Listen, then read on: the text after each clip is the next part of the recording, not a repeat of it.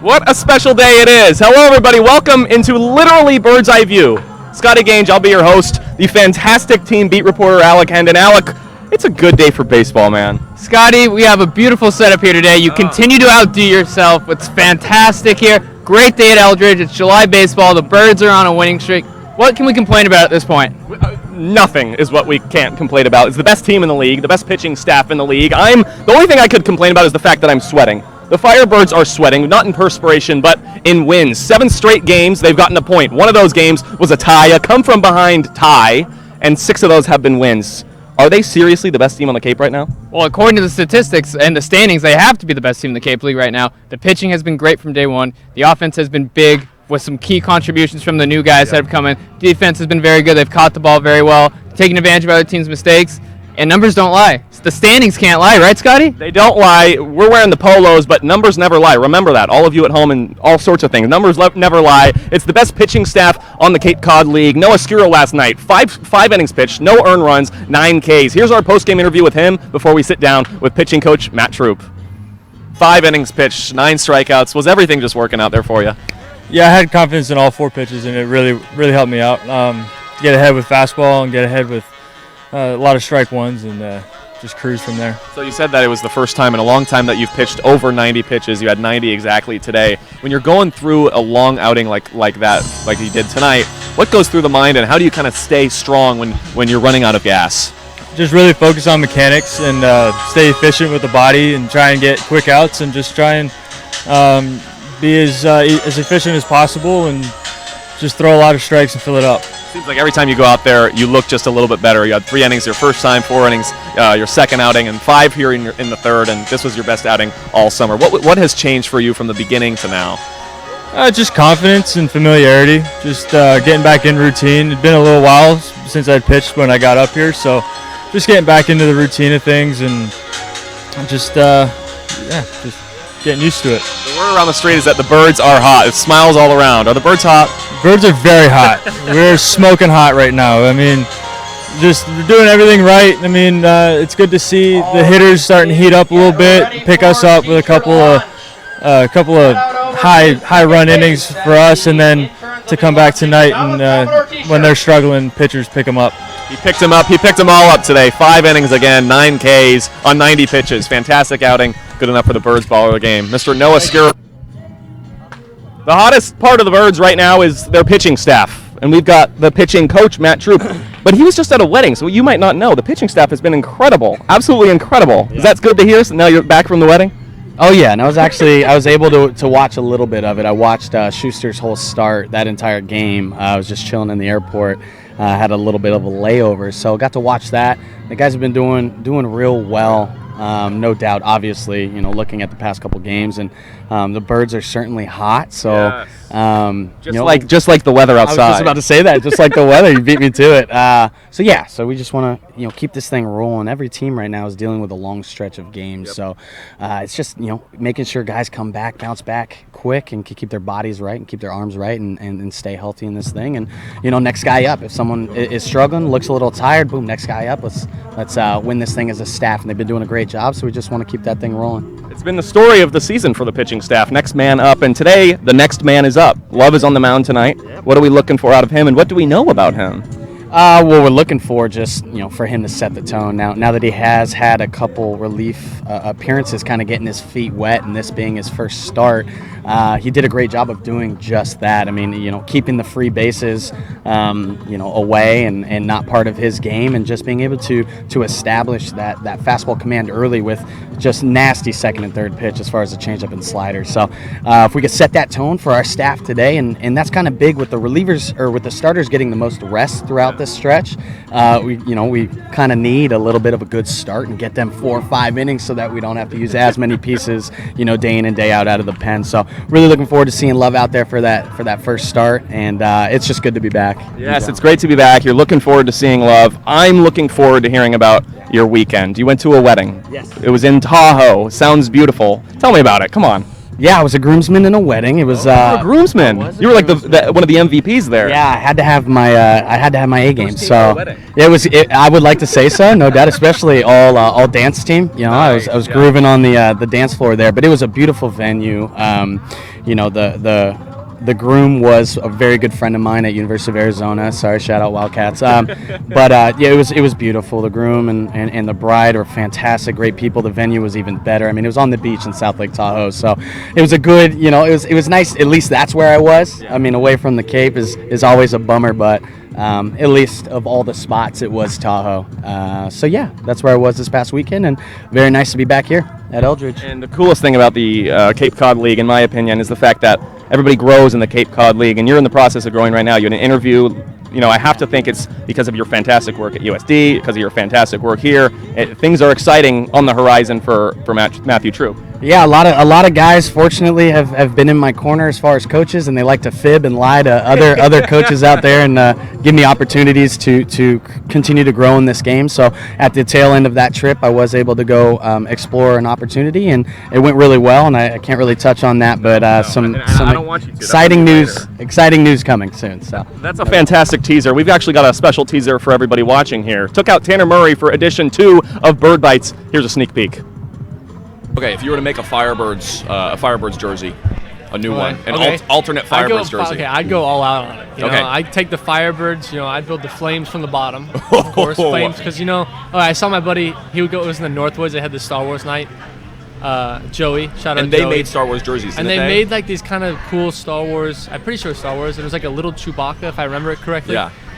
Of that, so like Firebirds, if it was like one of those nights, I'd build like the flames come from the bottom, and then like some crazy big bird like across the front of it, like with Wow. some along those lines. Keep going. I need this. And then I get the back of it. That's where it'd say Firebird. Say on the back where like your last name would go. Nice. I'd have the number down here. What's the font look like on the back? Font. Is it sleek or is it's it like probably- flames going out of it? Probably a little sleek design, pretty Okay. sharp. Pointy edges. Yeah, pointy edges. Yeah, oh yeah. yeah. And then Dude, we should sell this to the team. This is what else would it have? You got that. You got the bird, Firebirds on the back. I feel like it would be either a black base kind of jersey with the flames going up, or it'd be kind of a red with like the flames. So it would kind of go that way, but probably more of the black area oh my of it. goodness. And I think that's probably what it'd be. I mean, it'd definitely be a little pants. bit more. And the Pants. socks. Are we high socks? Is it flame socks? I'd say low pants for this one. Don't want Okay. to show it off Baggy too or kind much. of like a little tighter? A little tighter. Okay. But That's if a you clean did, look. if you did have socks, it'd probably be like red socks. I'd say red socks. This Maybe with a MLB couple- has the new stance deal. Where they've Yeah, got I the was thinking special about that. I ones. was like, maybe that with some other like kind of fade into like the yellow Ooh. up at the Whoa. top. You know, kind of matches the flames up here. But then I feel like you look like a candy corn, so I don't know if that would work. Pants, either white, or I feel like if we went all black, it looked kind of cool. Nice. But yeah, something along those lines. With I this guy. think that would work.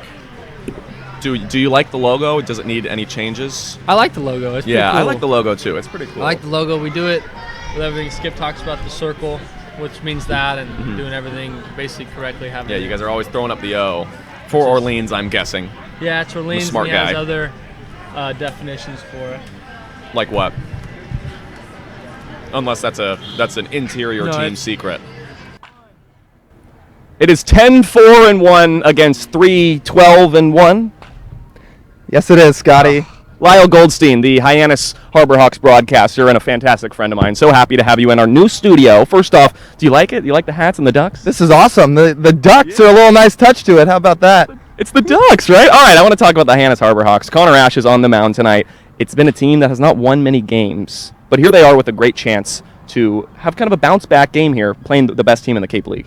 It is, and it could be a matchup of two really quality pitchers tonight. Austin Love, he's had some real success for Orleans since being up here, but for Connor Ash, this is a guy who can flat out miss bats. I mean, he's making his second start of the summer. He's top 5 in the league in strikeouts, and he was doing nothing but striking guys out of a relief role, so Chad Gassman comes on and decides, let's give him a couple chances to start. So he throws 4 strong innings against Falmouth his last time out, and here he is with a chance to take down the first-place Orleans Firebirds. So you say that, it's sometimes it's kind of, let's try something new, and that's what it looks like the Harbor Hawks coach is doing. Let's try something new, not getting many wins and changing things. What other changes have you seen in the past week or so? Well, he's changed the lineup up and down a little bit. I mean, he mixes guys in where he can. Of course, they got a couple new additions with Rowdy Jordan from Mississippi State, Lucas Dunn from Louisville. Those are 2 guys who played in the College World Series and can be real impact bats in the lineup for a guy like Rowdy Jordan. It's just about getting it going because he will. He's too good a bat not to. So between a couple things like that, it's helped a little bit because from a calendar week, Sunday to Sunday, dating all the way back to, well, which would be Sunday the 30th, they'd won 3 games in a week. And for them,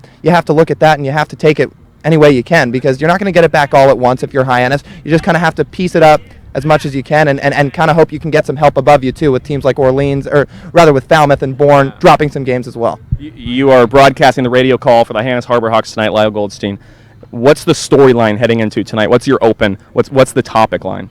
Well, I think there's a couple things you can go off, but none more so than what happened last night in Katuitt because Hyannis was down 8-3. They come back, put a 5 spot up in the 8th inning, and then Araj Anu for Katuitt, who had come into the at-bat, 1 for his last 29, drills a solo bomb to make it 9-8, and that was ultimately the deciding factor. So that was kind of a tough one for Hyannis last night, but there's a lot of positives to take away. The fact that they were down, the fact that the offense had been a little bit sporadic throughout the game, and then they put up that 5 spot and just have life shoot out of them out of nowhere was a great sign for them. So we'll see if that can continue over tonight against an Orleans pitching staff that, as well as anybody, has been flat out dominant. They really have been 3-12-1 the Hyannis Harbor Hawks, and that shows right there resilience and life in this team. It shows that the fact that Orleans is not going to be able to easily roll over them. Lyle Goldstein, before I let you go, did you go to Fenway Park? I did go to Fenway Park. Did you have fun? I did have fun. It was so awesome. The Firebirds had lots of fun. Lyle, thanks so much for hanging out there. Your favorite part before I let you go? Oh, favorite part. Green Monster. How can you not? Monster, yeah. How can you not? That place is historical and majestic, man. Historical and majestic. Lyle Goldstein, I know you lived it up at Fenway Park. I also am absolutely 100% certain that the Firebirds lived it up at Fenway Park. Here's a fun montage of the day at the park. We are here at Eldridge Park. Scotty Gange alongside Rob Emery. We're actually here at Fenway Park. No. Oh, that's right. It's right behind us. Yeah. Hey, Firebirds family, welcome into Fenway Park. It's a phenomenal day. I've said it about 1,000,000 times today with all the guys. We're just having so much fun out here. I got the lucky chance to catch up with players, coaches, interns. Here's a little best of montage from our fantastic day here at the park. I couldn't imagine anything better. Couldn't be better than this. Yeah, it's a dream come true no matter what. I feel a little bit like Neil Armstrong, to be quite honest with you. Can't really describe it. It's just a load of fun. Yes, this is completely a dream. It was really like a dream come true. It was such a great experience. Just how cool this is, honestly. In Fenway Park, look at where we're at, man. This is so much fun. Magical, if I had to say one word. You kidding, man? I didn't stop smiling. It's fun. The fun part for me is watching our guys enjoy this day. That's the best part about it. If you could choose one trait that you'd like to be of yourself in here today, if you could bring the best trait of Max Troiani, of Josh Zamora, to the absolute fullest, what would you like it to be today? I just want to have fun, man. I think that's what the game is. Just be able to take everything in, kind of realize all the blessings that we have around us right now. Put the best foot forward, make the best impression, and give it all you got. Just try to enjoy it and keep the baseball part of it simple. I would say it's don't let failure get to you. It's kind of a thing to take dirt from baseball fields. Are you going to put some dirt in a water bottle and take it home? Oh, most definitely, 100%. Yeah, I hadn't planned that, but I think that's a good idea. I am absolutely taking some dirt today. Are you taking dirt home today, Coach? I'm not taking any dirt home. What am I going to put it in? A water bottle or something? A water bottle? I'll take dirt home. I'll take dirt home. I didn't know it was a thing, to be honest. That's a thing. No. I wasn't thinking about that, but I think it's a good idea now. I think I will. Is that allowed as a Yankee fan? I'm not even sure. I don't even like dirt on my uniform, Scott. From the nicest shades in Cape Cod, this is the Orleans Firebirds. We'll see you around. But what an amazing day. Thank you to the Boston Red Sox organization for hosting the 2019 Cape Cod Baseball League Fenway Day, and to the coaches, players, fans, families, and everybody in the Birds Broadcast Network. Thank you for making today so special on our side. For one more time, Scotty Gange here with the Birds Broadcast Network. We'll see you back at Eldridge. So we're talking about the offense here. So we brought in our big hitter, Mr. Josh White. He's practicing his swing because you're batting third today. I am. I'm batting big hitter. Yes, Mr. Broadcaster. Big hitter? Yeah. I'm a leadoff man guy. You got to see my speed. Look, bunt it like Jordan Lala and run. All right, we'll have to wait and see. Maybe there's an extra roster spot one of these days, right? I don't think so. I don't think Skip's going for the 5'5" Okay. left-handed catcher. I don't think that's happening. So we won't talk about this guy at the plate, but we are going to talk about a few Firebirds at the plate. I want to start with Zach Britton. He's been really an interesting storyline in his short career here in Orleans. Yeah, he's come to Orleans from Louisville after the College World Series and a natural catcher, but he's transitioning out of that role at Louisville. And Dan McDonald said to Kelly Nicholson, hey, we got to try this guy in other places, some first base, some right field. He's played primarily right field so far. He's in the DH spot tonight. I don't know if you've seen him take batting practice. It's Dinger City. Dinger, dinger, dinger. He hit one today. He goes, oh, my car. And he missed it. It's okay. I hope he didn't hit mine. But if he hit his car, that would be hilarious. That would be funny. But he absolutely hits the you-know-what out of the ball. And, he gets one of those today, gets a hold of one at Eldridge. They go down that right field line. Dinger City. Another guy who has been living in Dinger City this year, Ray Gill. I want to hear about him. Ray Gill, Miami, best school in the country, but three home runs so far in the Cape. You mentioned it. He's starting to heat up. Snapped a 7-game hit streak last night, but the bat's been there. It's been hard line drives, some deep fly balls. Again, 3 home runs. That leads this Firebirds squad. And he can be susceptible sometimes to that high fastball, but other than that, he took some really good ABs yesterday. Took a lot of pitches close to the zone, drew a walk, so he's a good guy in the heart of that lineup. Hitting cleanup today for the first time this summer. Last night, as you may know if you follow the Birds, Kelly Nicholson gives everybody an O, little high five, an O's up or something like that. One of those. Boom. We're going to do it again. Boom. But Ray Gill comes up and he says, Ray Gill, you had a handshake type of night. Kelly Nicholson loves his handshakes. Ray Gill earned it last night. He played very well, and he just played with, I guess, passion and courage, it looked like, for me. Yeah, he absolutely played with passion. The other thing, too, that I've been very impressed with Ray Gill so far, his defense at first base. Natural third baseman, but looks as smooth as ever over at first. A lot of 3-1 putouts last night, a couple 3 unassisted that he went to his backhand, got the ball well off the line, and then hustled to the bag. A couple underhand flips as well, and he looks really smooth over there, like he plays first base his entire life. You mentioned smooth. Something else that's smooth is a good coffee. A.J. Lewis loves his coffee, the Firebird. Before every game, he gets coffee, and lucky for me, I got to join him. Take a look. Hey, everybody has their pregame rituals, and A.J. Lewis has a very special one. This guy loves to get coffee. We're about to go all access on the A.J. Lewis coffee trip. Is that right? We are. We're going. Let's go. Let's do it. All right.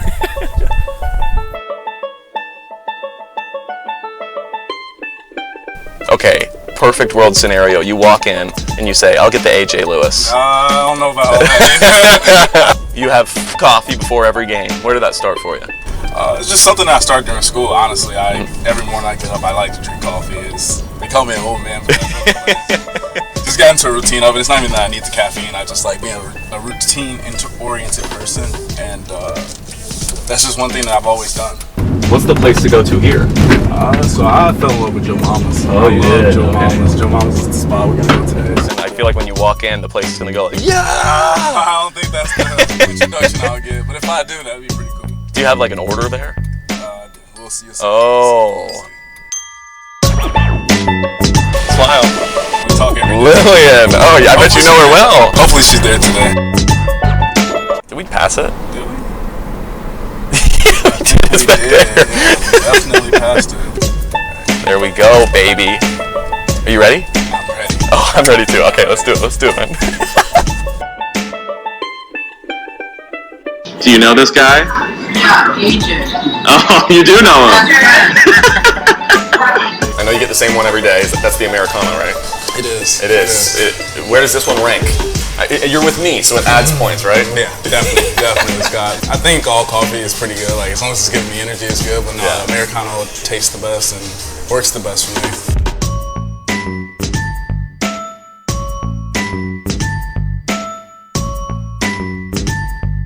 So concludes our day getting coffee. Did you have fun with me? Was that a good coffee date? You made it a little bit more interesting.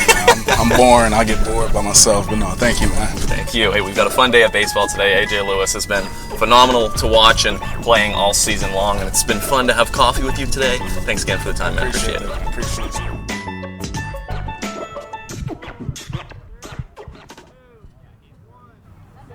This guy's name is Thomas, and he hits dingers. Thomas Inzarella, the team broadcaster. If I were to bet you can hit a ball farther than Josh White? I don't know. I have to make some BP. You play here, golf! Aldridge. I do, but golf and baseball do not coincide as much as you. The torque motion. The torque motion, yes, but I now have like a golf swing, so I'll just probably get under everything and just pop it up in the air. So we'll see how many balls I can hit on a line drive or something. But the key to success is Thomas Cinzarello's torque. Do it real quick. Like, see it. Yeah. All the shoulder turning and the hips as well. Okay, that's your key to success in golf. Yeah. The key to success for the Firebirds, I want to start specifically offensively tonight, is? Well, it's over the last couple games. They've won 4 in a row, obviously. But a big thing is that they haven't really hit well against the starting pitching. Yeah. Now, they have hit well against the bullpen, but, you're going to run into a team that's bullpen might be better than starting pitching. So I think for the Firebirds today, it's going to try to get a couple runs on the board early. That is going to be the key. Like, obviously, they've been no-hit through, 4 or 5 innings, but they still found a way to win. Right. Nothing wrong against that, but, again, just try to get a couple runs early in the game. I want to speak on mentality. Of course, the Harbor Hawks are a team that have not many wins, and the Firebirds are a team, I messed this up earlier, they're 10-4-2. Silly me. I was just thinking there's so many wins. I forgot about the ties. 10-4-2 are the Firebirds. Mm-hmm. This can be a game that they can easily look over. Seems like a key that they got to stay down low. What do you think? I think so as well. I think the Cape League is like any other league. There's not much disparity between the best team and the worst team. Obviously, Highness is down there, but they've been playing better baseball. A tough one yesterday in Katua. They lost 9-8. They came all the way back in the 8th inning, put a 5 spot in the top of the 8th inning to tie it at 8, and then Araja knew for Katua hits a home run at the top of the 9th. Kind of just. Lyle Goldstein had a tear running down his face when he told me about that. I'm sure. That's just tough. You see your team climb the mountain there and just unable to come up on top. But you know what? A loss like that, or even coming just close like that, can start to build you more confidence over time. We'll see what they can do here today. And you're exactly right. You can never overlook any opponent, because we've seen what can happen. Virginia, UMBC, 2006. In the NCAA tournament. So a 16 being a 1, it can happen. Anything's possible. Anything is possible. Can the Harbor Hawks give their season a resurgence? Can the Firebirds stay the Firebirds? All that coming up right here on the Birds broadcast.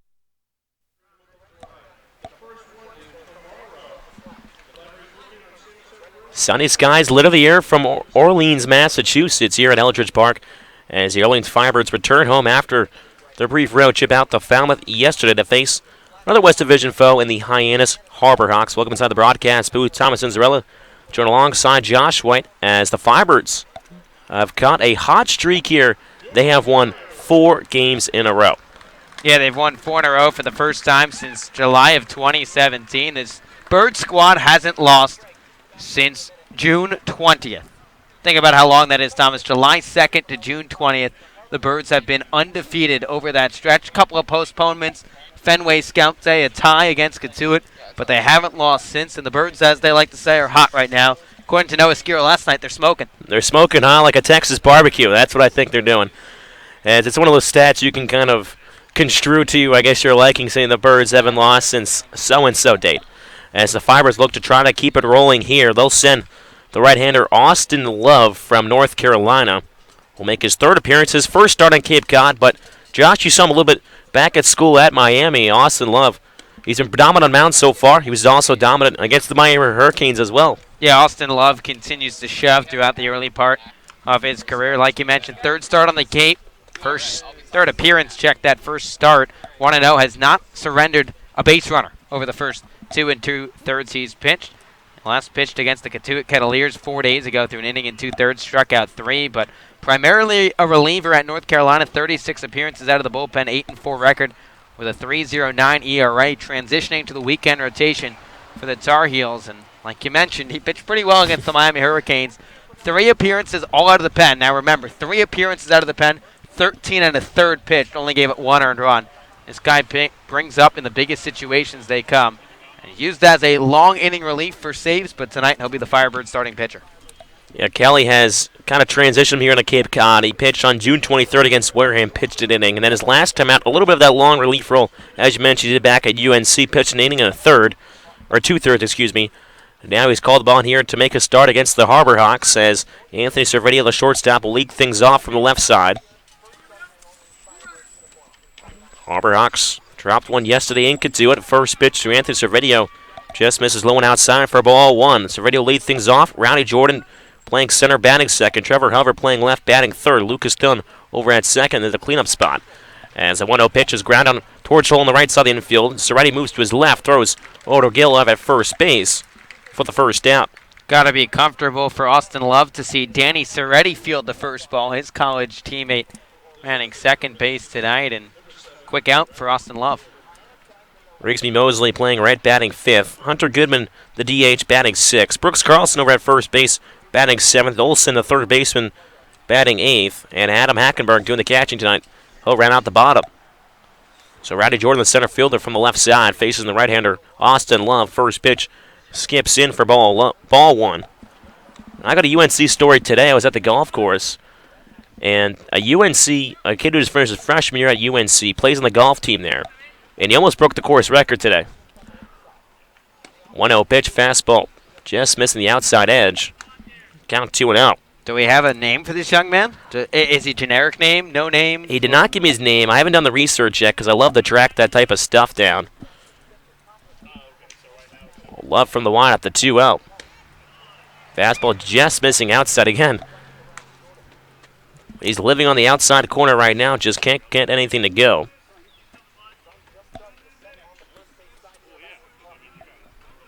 Started this game early as well. It's 6:58 currently. 3-0 pitch misses up and out of the zone, and Jordan works a 4-pitch walk here with one out in the first.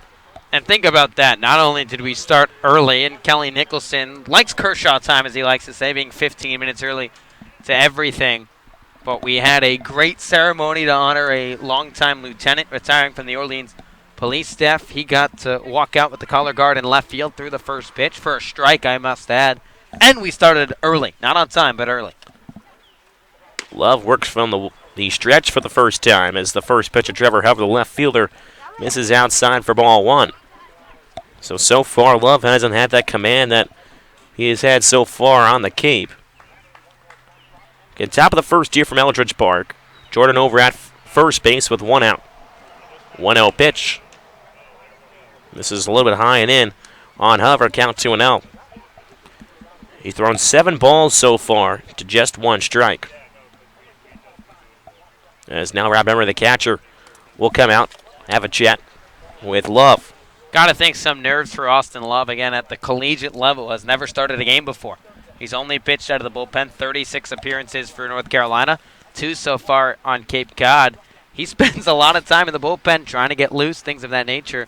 Probably a little different than what he's seen the last 2 years since he's been in high school. It's definitely a total different preparation on the bullpen where you don't know when you're going to come in. You get loose quickly, whereas as a pitcher, you hear maybe an hour and a half, 2 hours before first pitch. You're kind of hanging out, chilling around. Then you start to get loose. 2-0 from Love. Fires the first pitch fastball. Or 2-0 fastball, at the belt. Count 2-1 on Hover.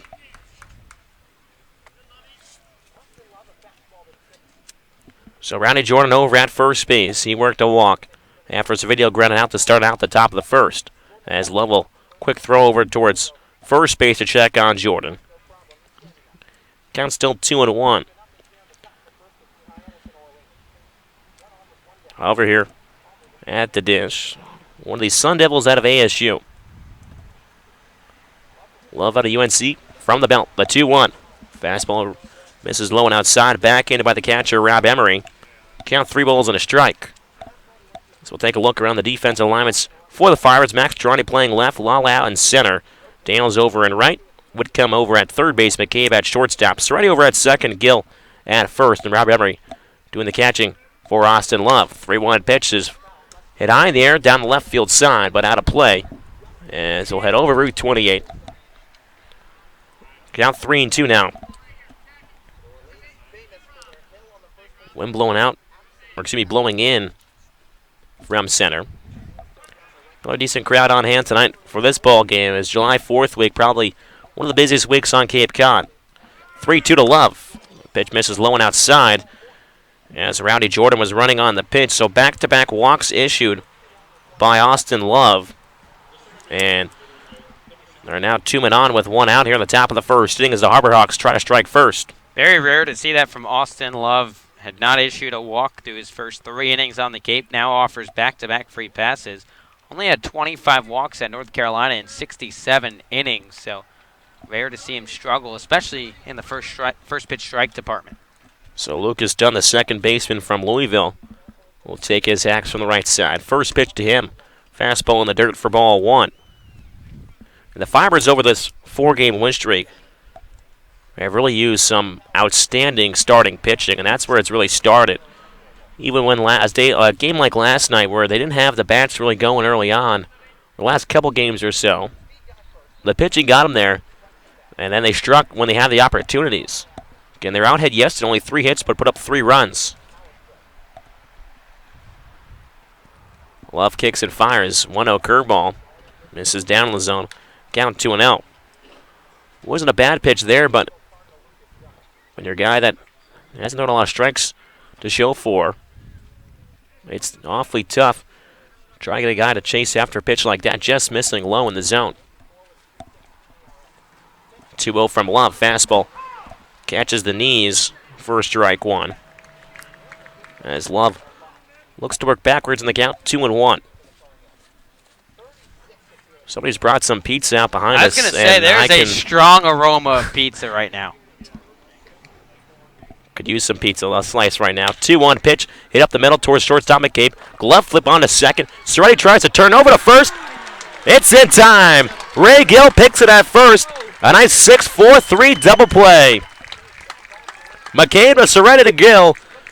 Some slick glove work between both McCabe and Cerretti. And Love able to work out of the first inning after the top of the first. It's still a scoreless ball game from Eldridge Park. As we listen to Firebirds Baseball on the Birds Broadcast Network.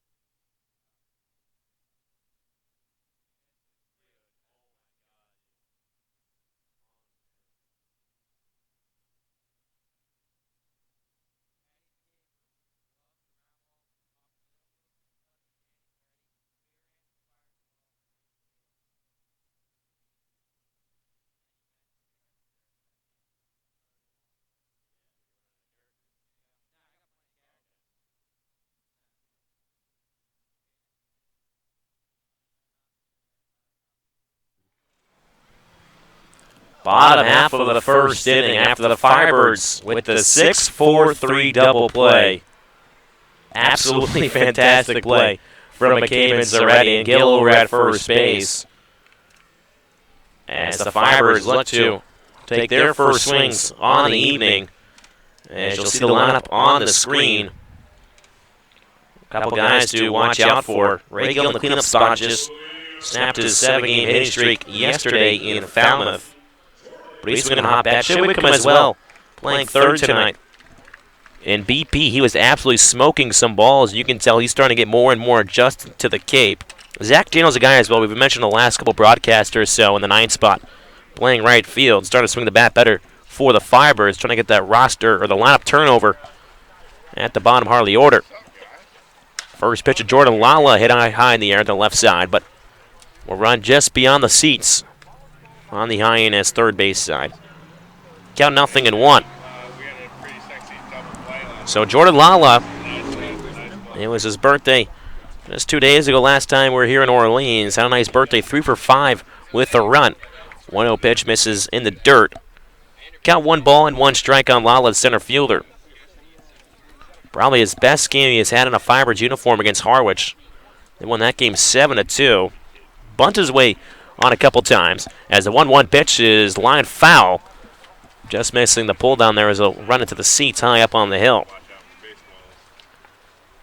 The craziest part of that double play, too, besides the great play by Eddie McCable, could have been a ground ball single. The glove flipped the bare-handed pick out of the dirt. He had Lucas Dunn running, who's a pretty quick guy out of the box. 1-2 fastball waste pitch misses up in the zone. Count 2-2. I mean, it's all around. I mean, every guy that had it was featured in that play. McCabe, Soretti, and Gill.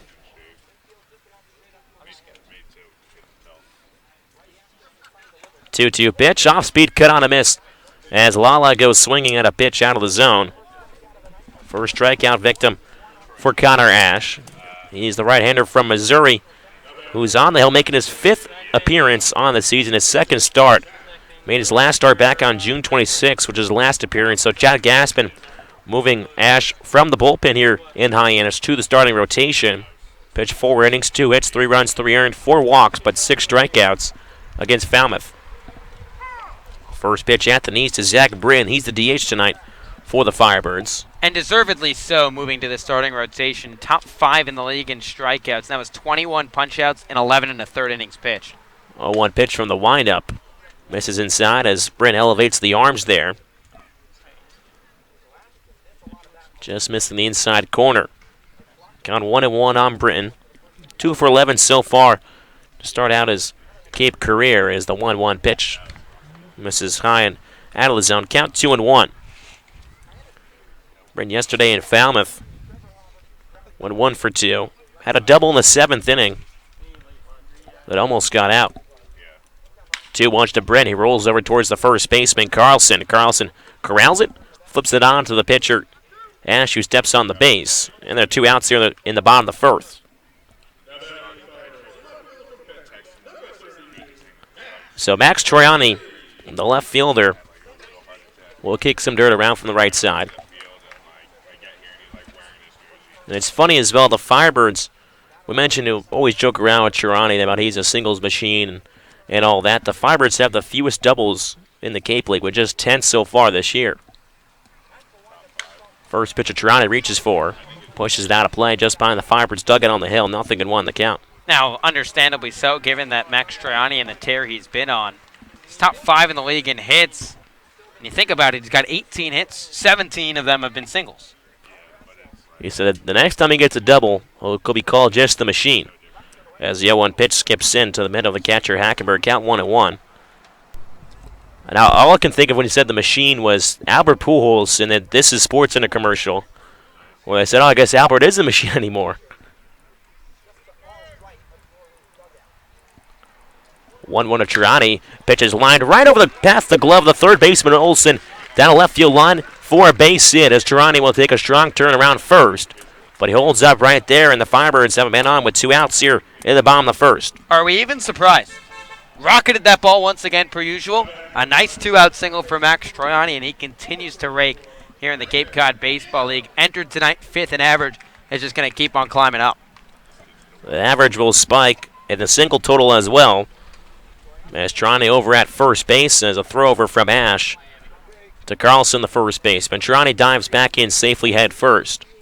So 2 outs here in the bottom of the 1st inning. Still scores ball game from Eldridge Park. As Ray Gill, the first baseman from Miami, from the right side. He's got 3 long balls on the season. Tied for 2nd. First pitch up in the zone, cut on and miss for strike 1. Wind continues to blow in from straightaway center. Some fans still pouring in here to Eldridge Park.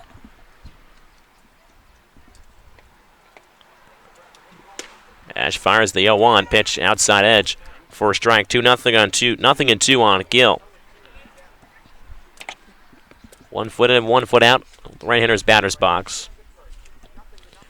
Gill's average was above 300 for a little bit. Now got back down to the low 200s as the 0-2 pitch. Blocked by the catcher, Hackenberg. Pitch was well into the left-hander's batter's box, but Hackenberg did good job behind the dish. Again, 2 outs here in the bottom of the first inning. Girani after a single with 2 down. Leads off at first. Ash comes set, kicks and fires. 1-2 fastball. Misses high in the zone. Throw down from the catcher, Hackenberg. Girani able to slide back in, feet first towards the bag. Awkward slide there for Girani, but able to get back to the bag. Count 2 balls and 2 strikes on Gill. Ash shakes off the catcher, Hackenberg. Gets his sign now. Comes set from the belt. The 2-2 once more. Curveball just missing. Low and outside. Hackenberg, the catcher, couldn't squeeze it all the way. Otherwise, might see a nice frame job there to try to get the call. So with 2 outs here, count 3-2 on Gill. Girani will be running off of first base on the pitch. Ash kicks and fires. That 3-2 pitch, Gill slashes it over the second baseman head, but coming in is the right fielder in Mosley, and he makes the catch for the 3rd out. So the Firebirds trying to put a 2-out rally going on here with Troiani. No runs on 1 hit, no errors, and 1 man left on base after 1. It's still a scoreless ball game from Eldridge Park as we have a new sound reporter here in the building tonight. It's Alec Hennon. Alec, we'll send it over to you for your keys to the game. Well, thanks, Thomas. It feels really good to have the role. It's a little different. We wish Scotty well as he gets recuperated. So I have a couple keys to the game tonight for the Firebirds, and it's going to go around the bases on balls. When I talked to Lyle Goldstein over there, a fine fellow on the Hyannis media team, he said that their starter, Connor Ash, at times can be wild. So the Firebirds are going to want to be able to be patient at the plate to make sure they're making Ash work for his outs. And for Austin Love, he walked 2 batters in the top half of the first inning, took that great play from Eddie McCabe and Danny Soretti to get him out of the inning. So we'll need to see a lot more strikes from both pitchers tonight if the Firebirds are going to be able to come away with their 6th straight victory. And thank you, Alec. Is a little bit interesting, hearing Alex take from this. It's different, and he was a little nervous the first time. I know it would be the Firebirds' 5th victory. He's not wrong though; they haven't lost in 6 games, so that's where his mind is. Well, it's 5. They haven't lost in 5 games. Would be 6. I 100% respect Alec Hendon. Feel free to correct me, boys. No, never. Well, you're Miami guys, so LeBron James, not 1, not 2. Not 3. Yep. How many did that turn into? I think it was like 7 or 8. So Alec, I think, was going towards that vantage point right there. It's back inside Eldridge Park for the top of the 2nd inning. Rigsby Mosley from the left side takes a first pitch out of the zone from Austin Love. Firebirds used a slick glove work between McCabe, Soretti, and Gill to get out of the first inning. 6-4-3 double play. 1-0 fastballs at the belt. For strike 1. It's 1 ball and 1 strike on Mosley, the sophomore from Troy. Troy in the Sun Belt. Same division as Coastal Carolina. As the 1-1 missing just a bit off the plate. Count 2-1 on Mosley. We saw Hayden Cantrell from Louisiana Lafayette, also in the Sun Belt. 2-1 pitch. Mosley sends one higher. A little bloop out towards shallow right field. The second baseman backs up. The right fielder, Daniels, charging in. Slides down for the ball, but it drops for a bloop single just behind the back of Soretti, and Daniels unable to make the catch. The tough play for either one of them. Soretti was going backwards trying to make the Willie Mays type S basket catch, but unable to do so. So the Harbor Hawks have the leadoff man aboard here in the 2nd. It's Hunter Goodman, the DH from Memphis. Power hitting catcher in the DH spot tonight's first pitch swing and cut on a miss for strike 1. Goodman with 2 long balls so far on the Cape League season. Has hits in his last 2 games, drove in 3 yesterday in Katuitt. 0-1 pitch out of the zone, cut on a miss for strike 2. Goodman's in the hole now, 0-2. So Love trying to work his first punch out here. Could use a big time one here in the 2nd. Again, top of the 2nd, still scores ball game from Eldridge Park. Mosley over at first base. Nobody out. 0-2 pitch to Goodman. Pitch it on the ground towards the middle, towards the shortstop. McCabe flipped on him. Soretti. Soretti flips over to first base. It's another 6-4-3 double play Second one tonight. And they're quickly 2 outs here in the top of the second. Very smooth turn between McCabe and Soretti. Those two getting acclimated to each other back up the middle. And that ball was not as close to the second base bag as the first double play. McCabe had to shuffle it a little quicker, and Soretti threw a bullet once again to first. So with 2 outs now, it's Brooks Carlson, the first baseman. Thought about turning on that fastball in the inside corner. Misses a bit high and in for ball 1. Carlson from Sanford as the 1-0 pitch. Misses low and outside. Count 2-0. So even though Love does not have the stuff that he usually does in his previous appearances, still finding ways to get outs as the 2-0 pitch. Swinging right through it is Carlson on the off-speed pitch. Count 2-1. Well, the big thing is not a single ball has been hit hard yet. And you think about the 2 walks, obviously no one's hitting anything there, but the single was a bloop shot. 2-1 pitch. Curveball just doesn't come down just enough. Count 3-1. He hasn't left anything really over the part of the plate for something to be hard hit. 3-1 from Love. Fastball swinging. Cut on to miss Carlson. As Love trying to retire Carlson here to end the second.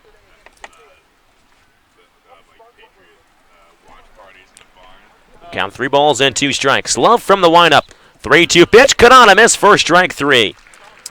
Love ends the second inning with his first punch out as it gets Carlson swinging to end the top of the second inning. No runs on 1 hit. No errors and nobody left on base for the Harbor Hawks.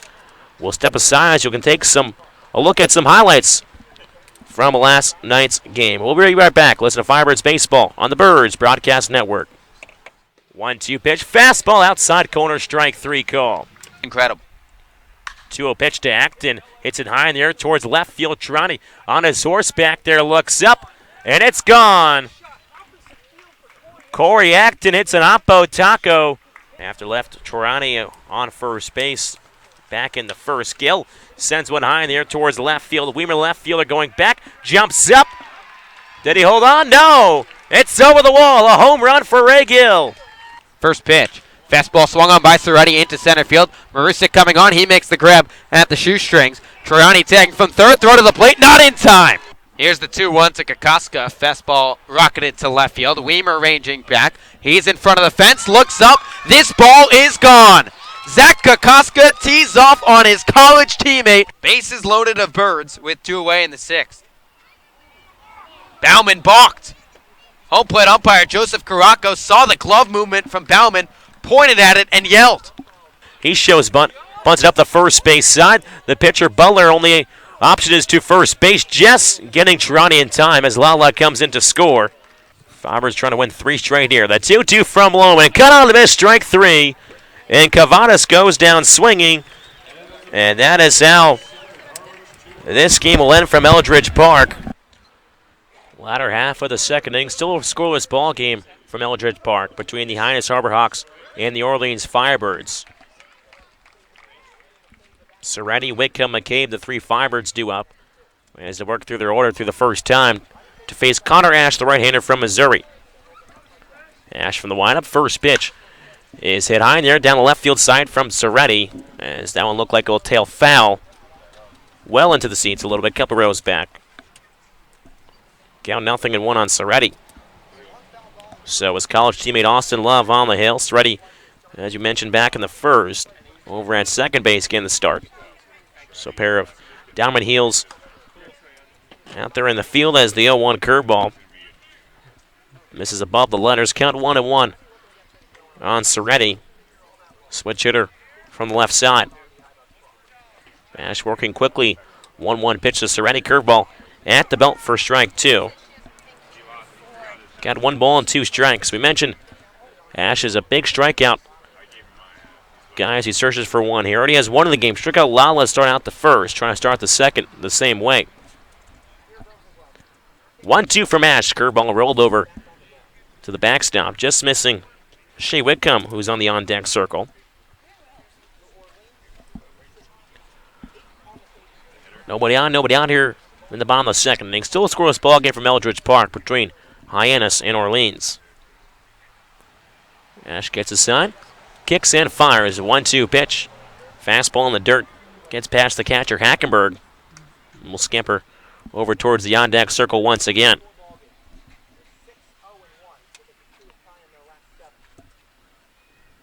Good Fibers trying to make it 5 games in a row. They're on a 4-game winning streak currently right now. 2-2 pitch to Soretti. Fastball runs upstairs. Count is full now at 3-2 on Soretti. These are the type of ABs that the Fibers hitters have put up over the last couple games during their win streak. Ash from the windup. 3-2 pitch. Soretti broken bat. Bloop single down the right field line. It's a fair ball. It drops in. Soretti thinking two. Pumps the brakes. As Mosley, the right fielder, reaches the ball quickly and throws it over towards the shortstop, Servideo. So Soretti's aboard here. Start things off in the bottom of the second inning as the Fibers trying to strike first here at Eldridge. So you mentioned the broken bat, and I don't know if it was the exact bat, but the other day Raymond Gill and Danny Soretti were joking around sharing the same bat, and it was Ray's bat, and he said, Danny, you break my bat, I'm going to be really mad. So if it's that bad, I can assure you Ray Gill might not be the happiest camper in the first base dugout. Hit 3 home runs with, if it is that bad. First pitch to Shea Whitcomb. Thought about turning on it, but we'll take the pitch. It's in there for strike one. We'll have to ask Ray and Danny after the game. Whose bat was that? A lot of hits in that bat a lot so of hits, far this summer. And if it is, Soretti's been red hot with that bat. As the 0-1 pitch, Whitcomb pulls one down the third base side. It's a fair ball. Rolling down the line to left field. Heading around second. Holding him at third is Soretti. As Whitcomb cruises into second with a stand-up double. Back-to-back hits by the Firebirds. And they have 2 minutes scoring position with nobody out here in the bottom of the second. I know we've said it before, but Kelly Nicholson said Shea Whitcomb is the best Division II player in the country, and his bat is starting to come around. Took a little bit for him to get accustomed to some of the best pitching in the country, but since he has been swinging a hot stick, and when Orleans is getting production from the bottom half of their lineup, they are a very hard team to beat. I mentioned before the game, he was a guy that in BP, you can really tell this is a different Shea Whitcomb when he stands in the batter's box. You mentioned a lot more confidence now for him. So to make Abe the shortstop from Georgetown. Has played some nice defense so far. Tries to do it with the bat first pitch. Pops it up behind the press box and out of play. 0-1 on McCabe.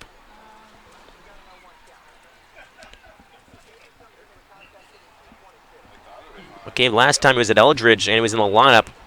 Drove in 3 runs for the Firebirds. Went 2 for 3, 3 RBIs and a run against Katuitt. 0-1 from Ash. Fastball paints the outside corner. McCabe will take the pitch. Count 0-2 on McCabe as he restraps the batting gloves. Steps out of the box. Converts on second and third here in the bottom of the second inning. Nobody out. Still a scoreless ball game from Eldridge. Natch gets the sign. Comes set from the belt. The 0-2 offering. Over the top curveball. Runs off the plate on the outside corner. Count 1-2.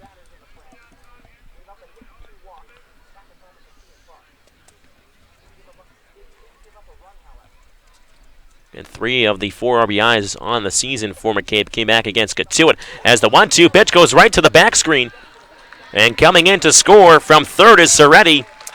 And he'll still come in standing up as he'll score on the wild pitch. And the Fibers used that yesterday in Falmouth, thinking they didn't have that many hits. Their first hit didn't come in until the middle part of that game with the Max Tarani single. They scored a couple runs with wild pitches before they got their first hit in that 6th inning. And today they used one here. Alec Hendon said it. He said that one downside for Ash is he can be wild and the Birds take advantage. As the 2-2 pitch misses up in the zone. Count 3-2 now on McCabe. So Whitcomb now stands over at third. Still nobody out. It's a 1-0 Firebirds lead. Ash comes set. Fires towards home. 3-2 curveball outside corner, strike 3. McCabe doing it as well as he started to walk back to the dugout on the first base side. Good looking curveball there used by Ash, and there's one out. So you're in the bottom of the second inning from Eldridge Park. It's the Firebirds 1, the Harbor Hawks 0. As a wild pitch scored Soretti from second after he started this half of the inning with a single. And the Whitcomb double put him in scoring position over at third, and he scored on the wild pitch. So Rob Emmer, the catcher, will try to drive Whitcomb home. First pitch swinging pops it up, but behind the press box and out of play across Route 28. Sun begins to set from Eldridge Park. Another fantastic crowd on hand for this affair. First and third base side. 0-1 to Emery. Turns on one, flares one down the left field line. It gets past the outstretched glove of Olsen, the third baseman. As Whitcomb holding up at third for a second, he'll come in to score standing up. And the Firebirds double the lead here in the second. It's now 2-0. It's a line drive in the box score for Rob Emery. That's all it's going to look like in the newspaper tomorrow, but got inside outed. Brute force and strength from Emery, just dropped it over Olsen's head into shallow left. And if Orleans' offense is this sharp in the early going, you know how the pitching has been all summer. Firebirds are going to continue to stay this hot. Especially Austin Love after that last half inning. Maybe gain a little confidence with the strikeout to end the second. We'll have to see how he comes out here in the third. See Emery off of first base as he drives in the run in Whitcomb. First pitch of Zach Daniels misses down in the zone for ball one. Again, Firebirds 2, Harbor Hawks nothing here in the bottom of the second. Firebirds already 4 hits. That's more hits than they had in a total of 9 innings yesterday in Falmouth. And they still won that game. 1-0 to Daniels. Check swing, but it's in there anyway on the outside corner. Count 1-1 on Daniels, the right fielder from Tennessee.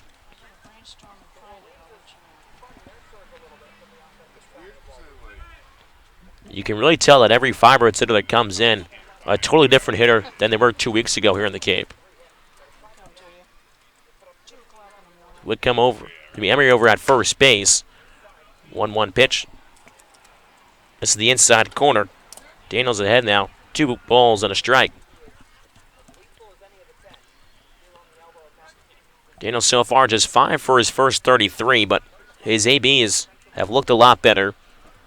He's hit some balls out there that are well hit, just that guys. 2 on curveball, misses low and outside. Count 3-1 on Daniels. He's hit a lot more line drives. Really on some balls. Has not chased as many pitches out of the zone, such as that curveball right there. A lot of it, too, is that he's getting the head to count a lot more often, with more frequency. 3-1 to Daniels. He ropes one through the hole on the left side into left field for a base hit. And the Firebirds continue to heat up the bats here in the second inning. They have now 5 hits in the game, 4 of them coming here in this second inning. The hit parade continues for the Firebirds. Everyone is joining in on the fun right now. And again, Thomas, we talked about it. It's the bottom half of the lineup. And when Orleans has 5 through 9 really strong, they're practically impossible to beat given the way they pitch on the mound and knowing the way this Orleans offense has started to turn it around the last few days and the way that Hyannis has struggled. I'm not saying this game is over. It's only the second inning, but hey, I would not be surprised if this party stops anytime soon. It'll keep going. You could hear the first base dugout in Jubilee with Zach Daniels reaching base. It's just the type of team they are, really well-bounded. The chemistry is high as Ron Polk, the pitching coach for the Harbor Hawks, goes out to the mound to have a chat. As open umpire Tom Carey will break up the conference. As Polk will take the walk back to the third base dugout. So just 1 out in the inning as they had to make a strikeout, but the Firebirds have 2 runs across in this half inning. They lead 2-0. Top of the order rolls back around as Jordan Lyle, the center fielder from Miami. So he digs in towards the back end of the left-handed side. Runners on first and second. Daniels not being held on at first. First pitch of Lally tries a bunt, pops it up. As he'll touch the grass and foul ground as Olsen, the third baseman, came charging and almost had a chance on that one. We've seen Lala in situations like this before. Bunted up the first base side. He's done it twice this year already. He's reached base both times. Olsen, the third baseman, in on the grass. Runners on first and second. 0-1 curveball. Just missing a bit too high there. Got 1 ball and a strike on Jordan Lala. Seems like Lala also has a new bat. He had the blue, sporting the blue colored bat beginning of the season. Now has a black 1 on the barrel and a 10 on the handle. 1-1 pitch, just missing a little bit low and outside. Count 2-1. Yeah, and he told me yesterday he spent some time with this new bat, got acquainted to it, wrapped a lot of teal tape on the bottom part of the barrel. Got runners on first and second here in the bottom of the second. 2-0 Firebirds lead. 2-1 pitch. Runs well up and out of the zone. Count 3-1 on Lyle. So Ash starting to lose things here in this second inning. Hasn't issued a walk yet, but 4 hits in this half inning, 5 in the game now for the Firebirds. Ash looks over towards second, fires towards some 3-1 pitch is fouled back to the screen. Count is full at 3-2.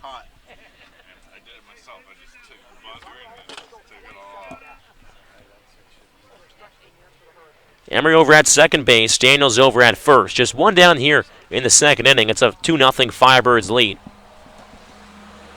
As Lala tries to continue the hitting clinic going on right now. 3-2 pitch. Misses low and inside. Lala tosses the bat to the first base side. And the bases are loaded with just 1 out.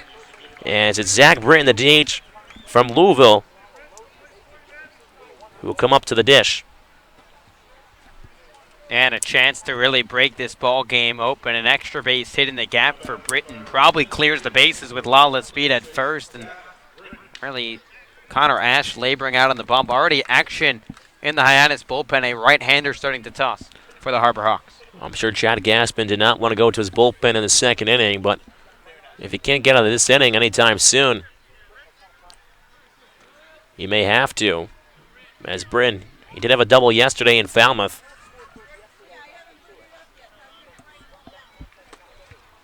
For Hyannis, it's been a high-scoring affair as of late. As yesterday in Katuitt, first pitch gets past the catcher, Hackenberg. Coming in to score is Rob Emery standing up as it skirted past the catcher, Hackenberg. And the Firebirds now lead 3-0. The track meet continues for the Orleans Firebirds. They get base runners on. And again, Lyle Goldstein told Alec Hendon he can be wild. And we've seen it in this inning. A couple wild pitches, a couple walks, and now the Firebirds, just like they did yesterday, scoring 3 runs in the inning with 2 wild pitches. Sniper is on second and third, takes off the double play with just 1 out. Again, 3-0. Firebirds lead 1-0, pitch in on the hands, broken bat towards the third baseman. Olsen fields it, throws on the run over towards first. Throw is wide, it pulls the first baseman Carlson off the line, and Daniels comes in to score. As the Firebirds tack on another, it's now 4-0 Firebirds here in the bottom of the second. And Orleans, not the way you thought they might try and break this inning open, but Britton just a broken bat the other way. It goes down as a single for Britton. He'll be happy to see that, an RBI as well. And now Max Triani, the 8th hitter in this inning. So all 4 runs coming in this half inning, just 1 out. If they get to Gale, they'll bat it through the lineup. Runners on the corners with just 1 out. Triani singled, reaches for the first pitch, bloops one out towards behind second base. The second baseman and Dunn able to field it, gets past the first baseman Carlson, trickles just past the coaching box. And it's really a marathon sprint out here as Britton advances towards second base with 2 outs. Yeah, and these basic mistakes from Hyannis, you can kind of see why there's been some early struggles for the Harbor Hawks so far this summer. Fewest points in the Cape, only with 7 through their first 16 games. Only 3 wins over that stretch. The worst defensive team, and they're showing it here in this inning. 27 errors on the season, just a .951 fielding percentage. That is last in the CCBL. 2 outs here with the runners on second and third. It's Ray Gill. First pitch bounces in the dirt for ball 1. As they now have batted through the lineup.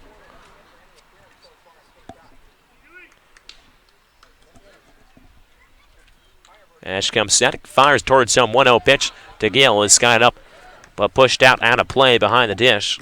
Count 1-1.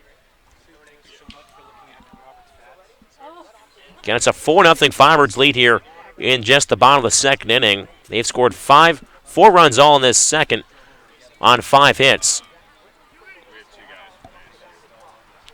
Again, 9th hitter in this inning alone. 2 more Firebirds in scoring position. 1-1 pitch to Gill. Fouls it back behind the backstop once again. Count 1-2. Gill 6 RBIs on the season.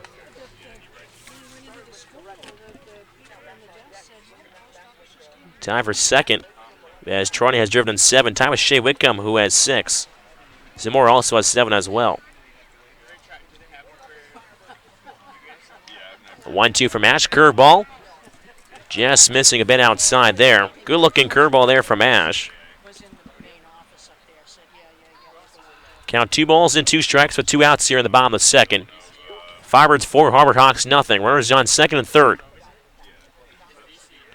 2-2 from Ash. Gale skies went up a mile high on the left side of the infield. The shortstop Serradio backs up on the outfield grass, comes into the dirt now, and corrals it for the third out. But not the Firebirds strike for 4 runs on 5 hits, 1 error, and 2 men left on base. We're through 2 here at Eldridge Park. It's the Firebirds 4, Harvard Hawks nothing. We're going to send over to our silent reporter, Alec, for some more. Alec, we'll send it to you. Well, thanks, guys. Obviously, we're here in Orleans, and there's lots of great restaurants, but I think a personal favorite of mine is the Knack. Great burgers, great fries, and in my opinion, the best milkshake I've had out here in Orleans. Located right off of Route 6. Great spot here in Orleans. Lots of great options for family, friends. Great outdoor seating because the weather's awesome. Come over there for the 4th of July, get something good to eat. The Knack. Not too far from Eldridge Park here in Orleans. Thanks, guys. And thank you, Alec. Is Knack another favorite place of the Orleans media team? Of course, Scotty Gange, our silent reporter, having bird bites over there with a couple of the players. A couple interviews like that. As now Chad Gassman is having a word with Tom Carey. And we've seen this before from Chad Gassman. He kind of just picks a day he wants to go to the showers early, and we'll go that way. And we'll try and find a way to really get tossed. Say it about as candidly as I can. Had a long discussion as now Ron Polk is carrying on. Now, if we remember, last summer, Orleans was at McKeon Park playing Hyannis, and in the first inning, Chad Gassman found his way out of the ball game. He got tossed. He then made it a little theatrical, threw a bucket of balls on the field, took about a minute and a half to clean up, and now Chad Gassman having a word with Brian Troop, the third base umpire, as well. So not sure what they're arguing here, or maybe balls and strikes or something. But here in the top of the third inning, it's the Firebirds 4, Harvard Hawks nothing. 8-9-1 due up to face Austin Love. Fires a first pitch fastball outside corner at the knees for strike 1. Again, Love struggled in his first inning and a third or so, but has really found things here the last 2 batters or so. 0-1 pitch out in front of it was Olsen, the third baseman. Count quickly 0-2, and we've seen it sometimes where a pitcher ends a half inning with a strikeout. As Love did there has come back rejuvenated. 0-2 pitch, cut out and miss for strike 3. Love picks up his second strikeout here in the third inning as he strikes out Olsen to start out the third. Make that back-to-back punch-outs going back to the second inning. So 1 out here. Nobody aboard for the Harbor Hawks. That's a 4-0 Firebirds lead. Adam Hackenberg, the catcher from the right side. First pitch misses low and outside for ball 1. Hackenberg, the catcher, had some busy work that last half inning. 1-0 pitch. He pops one up high on the left side. The third baseman, Whitcomb, going back down towards the foul ground area. And it looks like he'll reach the seats just beyond the fence on the third base side. A count 1 ball and a strike on Hackenberg.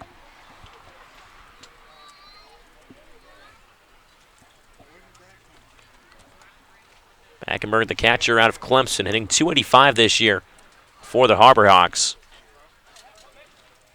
Was 1 for 3 with 2 punch-outs last time these two teams faced off.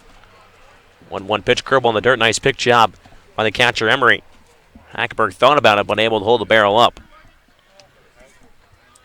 2 balls and a strike here on Hackenberg. Love from the windup. The 2-1. Fastball just missing the inside corner. Good pitch there by Love.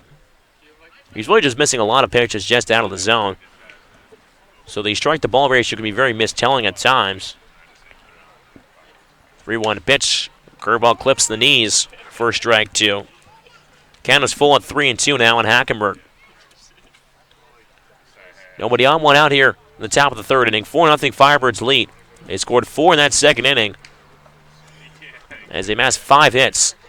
3-2 curveball, cut on miss as Hackenberg goes fishing in the dirt. Emery throws down over towards first base, throw a little wide. Gill will reconnect the foot towards the bag. And Hackenberg is retired for the second out here in the 3rd inning. Austin Love continues to shove out on the bump. Now 3 consecutive strikeouts dating back to the 2nd. A lot more confident with some run support on the bump. And so try to strike out the side here, of course, the last time these two teams faced off. As they'll finish this after the first pitch. It's Servideo. Pitch misses upstairs for ball 1. Back in McKean Park on June 19th, Andrew Abbott almost struck out 3 Harbor Hawks on 9 pitches through 10 pitches. As the 1-0 pitch to Servideo catches the knees for strike 1. Count 1 ball and a strike. Of course, Andrew Abbott just announced today made the final roster for Team USA. As he'll join Cole Wilcox and Nick Frasso as well. 1-0 pitch in the dirt to Servideo, count 2-1. Not to forget Garrett Mitchell, an Orleans Firebirds signee. Hasn't played in the Orleans Red yet, but might make his way here to Cape Cod after a stint with Team USA. Hoping he can as the 2-1 outside edge once again. 2-2 on Servideo, leadoff hitter from Ole Miss. Of course, a guy like Spencer Torkelson did that last year for Chatham. We'll love to see Garrett Mitchell down the Orleans Red. And it's a 2-2 curveball, backdoor on the outside corner, strike 3. As Servideo goes down looking, it's a 1-2-3 inning worked by Austin Love. He strikes out the side here in the top of the 3rd after 2.5. It's a 4-0 Firebirds lead. As we'll take a look around the Cape. Of course, this is the last game to be played on Cape Cod today. As YD was the first game he started out at DY High School out in South Yarmouth. Red Sox, the gateman at the top of the 9th. YD leading 3-1. And then over Ekatuit, it's a final score out there. 4-1 Kettleers over the Bourne Braves. Over in Falmouth, it's a 7-3 lead over the Whitecaps in the bottom of the 5th. Over in Harwich, there's an East Division battle as the Mariners and the Anglers battle it out. Mariners with a slim 2-1 lead over the Anglers on the top of the 5th. And, of course, here we're in the bottom of the 3rd. It's a 4-0 Firebirds lead. Now, going back to the Gatemen, they had scored 28 runs in 3 games. And coming into this game against YD, they only scored, I believe, 3 or 4. So it's a total different. It just shows you how tough sometimes the Cape is. You're swinging the bats well, and all of a sudden your offense just disappears, as it has done to the Gatemen.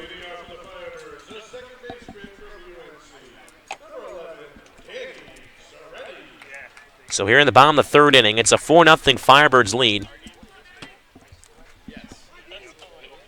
As Daniel Soretti, who started off the 2nd inning, will start off the 3rd.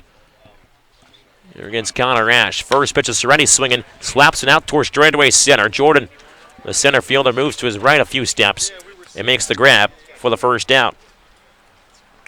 So Soretti is starting to figure things out here on Cape Cod. Second hard hit ball in this ball game. Unfortunately, right at the center fielder Jordan, and results in an out. So one out here in the bottom of the 3rd inning. Nobody on for the Firebirds. Although they own a 4-0 lead over the Harbor Hawks. It's Shea Whitcomb, the 3rd baseman. Open stance from the right side. First pitch of Whitcomb. Fastball clips the outside, Black for strike 1.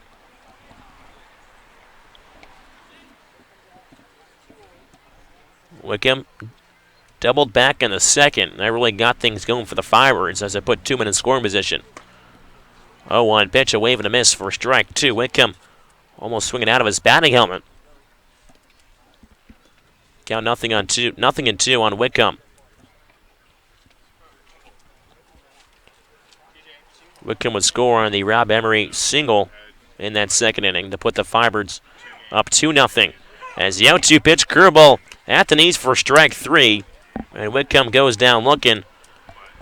As Ash looking for a bounce back inning here in this 3rd inning.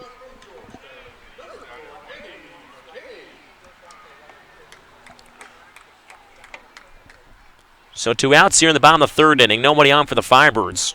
As a lineout and a strikeout from Ash has started this inning as McCabe swings at the first pitch. Slices one down the right field line. The right fielder coming down the line is Mosley. He had the ball in his mitt for a second, but it drops. But in foul ground, so McCabe will have another shot. The added here is, I think for any right fielder, it's tough because you're going full speed towards the hill. Well, there are a number of people down there. And then Mosley just didn't watch the ball all the way in. It popped out of the webbing. So McCabe was second life here in this third inning. As Ash from the windup kicks and deals. The 0-1 to McCabe. Cut on a miss for strike two. 0-2 on McCabe. Again here, 2 outs in the bottom of the third. Nobody on for the Firebirds. They lead 4-0 over the Harbor Hawks. 0-2 pitch. Fastball was low and outside. Got 1 and 2. Ash so far with 3 strikeouts. Looking for number 4 here to end the third. The 1-2 offering, curveball. Tough pitch, but McCabe fouls it back to the screen. And we'll do it again. 1 ball and 2 strikes. Ash so far, 37 strikes, 25 balls. So just under 65 pitches. 1-2 pitch. McCabe flares it out towards center field. Jordan, the center fielder, moves over to his right, camps under it, and makes the catch for the third out. So the Firebirds go down in order to end it here in the third inning. As a line out, a strikeout, and a flyout. As Ash used a nice bounce back inning as the Firebirds lead 4-0 at the end of 3. As our silent reporter is hunting down Kyle Nicholson. As Alec will send over to you on the first base side. Alec? All right, boys. Well, I'm here with Orleans manager Kelly Nicholson. I'm sorry to give you a little change-up tonight. Scotty was feeling a little under the weather, but I'm happy to be in here in his place. Austin Love, 3 shutout innings so far. Got some nice plays there by Eddie McCabe in the first inning. What have you seen so far? Yeah, he needs to get ahead in counts a little bit better, but he's made some good pitches when he's needed to. Got a couple double play balls, which was key. Eddie McCabe made a really nice play in the first inning, and Soretti, short hop Raymond, and Raymond made a nice play. So it kind of brought a lot of momentum into our dugout early. And, anytime you can throw up a crooked number up here, it's a good thing. And hopefully Austin will kind of settle in right here and get us through this one and maybe another one, and then we're going to get to our bullpen. Offense busted out for 4 runs there in that inning. Seen so many good things for you guys as a team these last few games. What was impressive about those at-bats that inning? Yeah, I just think they're grinding through at bats, man, and they're doing a good job and not swinging at bad pitches and getting good pitches to hit. Thanks, Kelly. Back to you guys. Thank you, Alec. You knocked it out of the park right there. You looked like a seasoned vet over after the third inning with Kelly Nicholson. Orleans 4, Hyannis nothing as we head to the top of the fourth at Eldridge Park. Rowdy Jordan, the center fielder from Mississippi State, will lead things off for the Harbor Hawks. Austin Love, the right-hander from North Carolina, back out. First pitch. Fastball misses low and away for ball 1. Love starting to heat up for the Firebirds. He has retired the last 5 he has faced, including striking out the last 4. Righty on lefty matchup, the 1-0. Fastball chopped to the right side, backhanded by Raymond Gill. Austin Love charges over to first, underhand flip in time for the first out of the inning. So Rowdy Jordan continues to struggle to start his summer, 0 for his first 15. And Trevor Halver, the left fielder from Arizona State, will stroll to the dish. Halver drew a walk his first time up. Part of that first inning where it looked like Hyannis was going to threaten early. They got 2 on with only 1 out. But then a smooth double play turned by Eddie McCabe, Danny Soretti, and Raymond Gill to end the inning. First pitch to Halver, a curveball that misses low and outside for ball 1. Firebirds 4, Harbor Hawks nothing here with 1 away in the top of the 4th. Halver 2:35 entering the night at Eldridge, the 1-0. Fastball spiked low, and it's 2 balls and no strikes. So Kelly Nicholson said the plan at the moment was try and get Love through 5. Push him in the 4th, get him through the 5th, and hope the Firebirds can come out with their 5th straight victory. 2-0 from the right-hander. Breaker that misses outside, swiped out by Emery, and it's 3 balls and no strikes. Very similar to what we saw when Love faced Halver the first time, fell behind in the count, battled back, but then issued a free pass. Chandler, Arizona native, back in from the left side, 3-0. Fastball right down the chute, and it's 3-1. However, a Pac-12 honorable mention this past season for the Sun Devils. Batted .339 with 13 homers. 3-1. Fastball just missed low and outside. Emery left it there on the black, but the home plate umpire, Tom Carey, thought it missed low for ball 4. Yeah, a lot of close pitches so far for both pitchers as well. Not only just one side, but he's being consistent as Kelly Nicholson. Well, that's where that one missed. Now Kelly Nicholson sharing some words with Tom Carey, and maybe Chad Gassman and Kelly Nicholson on the same page tonight with the umpiring. First pitch to Lucas Dunn. Fastball misses low for ball 1. Battle of two talented ACC players. Austin Love, through the first 3 1/3, has only surrendered 1 hit, and Lucas Dunn grounded into that double play to end the first, but boy, has he been on a tear to open up the Cape Cod summer. Second baseman from Louisville, batting .313, has had a hit in all 5 games he's played in up until this point. However, off of first with 1 away in the top of the 4th. 1-0 pitch. Breaking ball bounces low. Emery blocks it down with the chest. And it's 2 balls and no strikes. Yeah, really good block by Emery there. Pushes it up the first base line. Keep the ball in front of him. There's a walk out to the hill. Firebirds sporting a 4-run lead here with 1 away in the top of the 4th. And we've seen this a couple times today that Austin Love just kind of loses the command just a little bit, and very uncharacteristic of the big right-hander. When Austin Love first walked into Kelly Nicholson's office at Aldridge Park, he had a conversation with Skip, walked out, and Kelly was mesmerized. Wow, that kid is big. 6'3" and built as well. It's not just the stature. He's got 235 pounds of muscle on him. However, leads off first with 1 away. Love out of the stretch, 2-0. Fastball misses low, and it's 3 balls and no strikes. We'll have to see him. Or sign reporter Scotty Gange. See him over at Body Strong a couple times. I'm sure he's over there a couple times a week. Scotty, an avid fan of working out. Big-time runner as well, and we wish him well as he's recovering from a little bit of sickness. He was a trooper, though. Came out to the ballpark, did the pregame show, 3-0, fastball over the heart of the plate, and it's 3-1. And our beloved good friend Paige Thompson said, hey, man, take the day off, rest up. A couple big games coming up, and for the rest of this marathon, the rest of the summer. Well, dude, we're in the middle of a 17-game stretch right now. No sleep for the weary. 3-1 offering. Breaking ball that Dunn goes down on a knee for and gets a piece, and the count runs full. So the Firebirds lead the Harbor Hawks 4-0 with a runner on first and 1 out in the top of the 4th. Lucas Dunn batting in the cleanup spot for Chad Gassman. Panama City Beach, Florida native of German descent. Played for Team Germany in the World Cup in Mexico a couple years back. Payoff pitch, breaking ball on the outside corner, strike 3. Tom Carey took his time with the punch out, but Austin Love dropped the 12-6 curveball. It's Love's 5th K, and there's 2 away. Well, he uses the curveball there, really freezes Lucas Dunn. I've seen a couple times today. A little bit of a slow step back and a rock step, and then he punches them out. Now the batter will be Rigsby Mosley. First pitch, breaking ball misses low for ball 1. And how about some of the names on this Harbor Hawks squad? Anthony Servadio, Rowdy Jordan, Rigsby Mosley, just to name a few. We're missing our favorite of all, Fox Simonis. Oh, I was leaving him out. I hope he comes in later in this ballgame as a pinch hitter. Righty on lefty matchup with 2 outs in the 4th, 1-0. Breaking ball misses low and in. It's 2 balls and no strikes. Yeah, some of the best names here on this team for sure. They probably got a couple key guys, the all-name team, in this lineup. We'll see that come out, I'm sure, in a few weeks. At some point, someone's going to put it out. 2-0.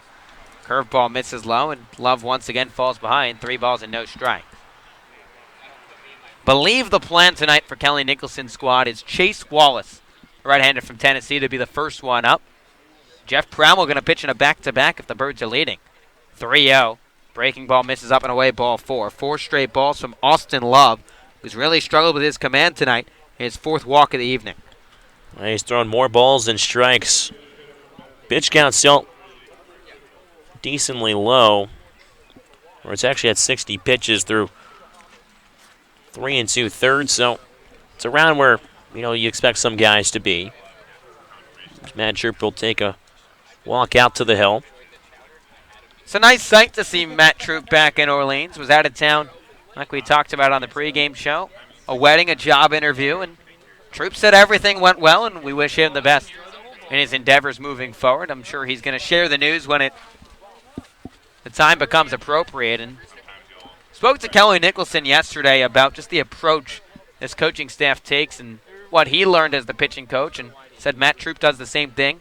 You try and stay out of these guys' ways.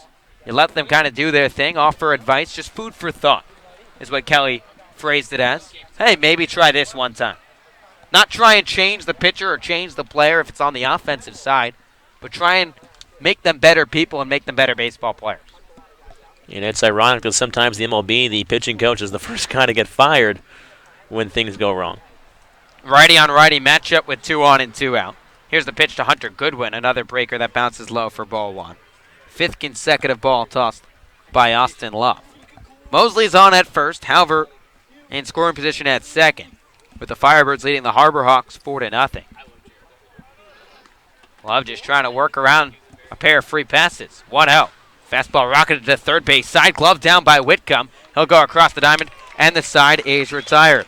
So Austin Love once again sidesteps trouble as the Harbor Hawks score no runs on no hits, no errors, and they leave 2 runners left on base.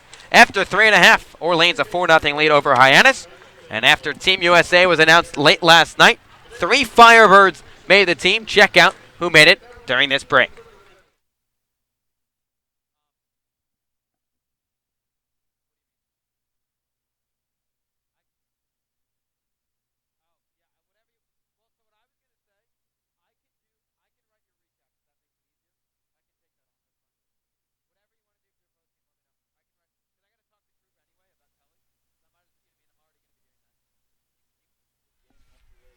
Here's the 1-2 pitch again. It's a breaker that Samuelson just looked like he was swinging a tennis racket at and couldn't make contact.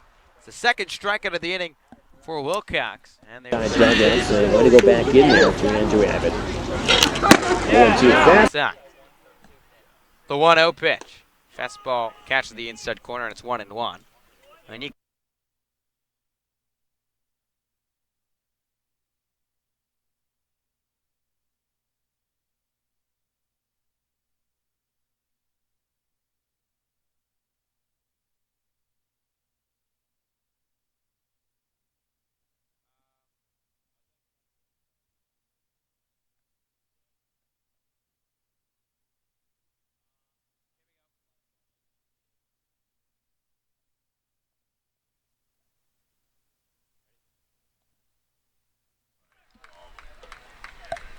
Firebirds 4, Harbor Hawks nothing as we head to the home half of the 4th.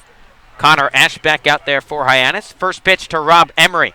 12-6 curveball that misses just off the plate outside for ball 1. Emery part of that 4-run inning for the Firebirds back in the second. An RBI single and came around to score on a wild pitch. 1-0 offering. Fastball chopped to the left side. Trickles foul near the Hyannis dugout, and it's 1-1. Yeah, Ash able to settle down after that 4-run second. Settle down the third, work to 1-2-3.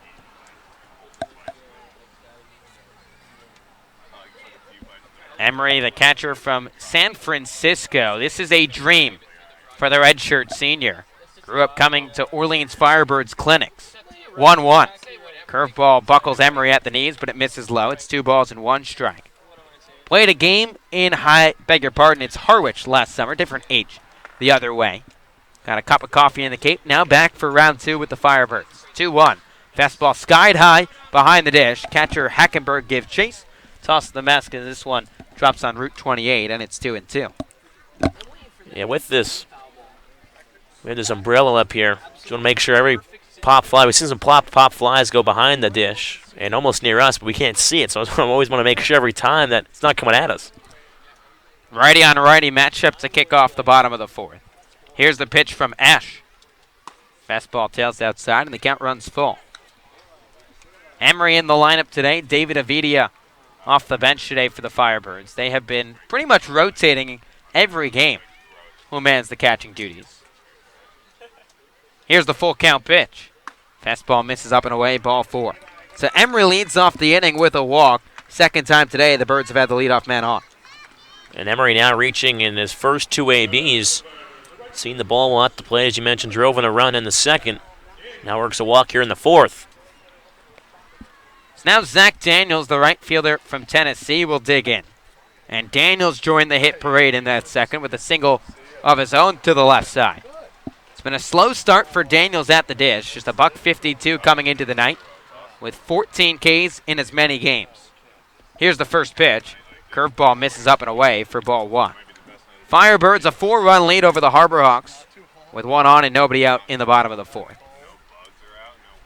Daniels hasn't scratched the starting lineup the last few days. Has come in as a defensive replacement, but Kelly Nicholson shaking things up tonight against the Harbor Hawks. 1-0. Fastball misses up and away, and it's 2 balls and no strikes. I think Daniels is one of the guys I'm really most excited to see, because if he puts things together here, you know, the sky is the limit for him. Scouts would like to say he's a very toolsy player. An athletic build, 2-0. Fastball rocketed back over the press box, and it's 2-1. 6'2", 206. You put him in a football uniform, would fit right in the heart of your defense to play linebacker. But he's shown off the wheels as well, tracking balls in the outfield. He's got a great glove, hits for power. The only tool that's not really there for Daniels just as of yet is making contact a little bit more. 2-1. Curveball smoked to the left side. This one drops down for a base hit. Zach Daniels continues his hot start tonight. He's got his second base hit, and the Birds the first 2 base runners on here in the 4th. Yeah, wait on the breaking ball there. Held the hands back, threw the barrel. Oh, the bat in the zone. And that's a second hard hit ball, and you can hear it too. All around the ballpark, when he connects the barrel to the ball, he'll spray it all over the field as Chad Gaspin comes out to the hill now. So it looks like that'll be it for Connor Ash, who got tagged for 4 runs on 8 hits, make it 7. And still responsible for both Zach Daniels and Rob Emery as Chad Gaspin will take the ball.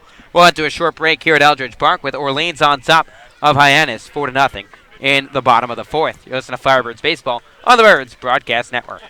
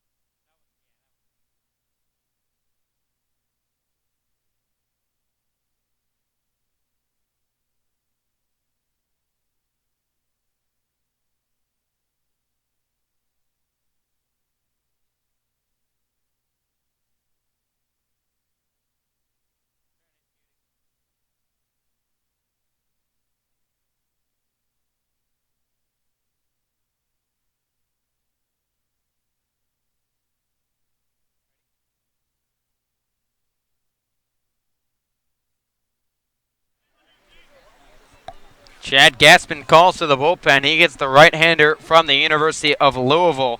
Glenn Albany is set to make his second appearance of the summer with the Firebirds at the top of their lineup with 2 on and nobody out. Already sporting a 4-0 lead. Righty on lefty matchup. Jordan Lala squaring around, and Albany steps off the rubber to check on Rob Emery at second. So the day is done for Connor Ash, and we said 4 innings. I beg your pardon. It's 3+ innings for Ash. He gave up 7 hits, 4 runs at the moment, all earned, 2 walks and 3 Ks.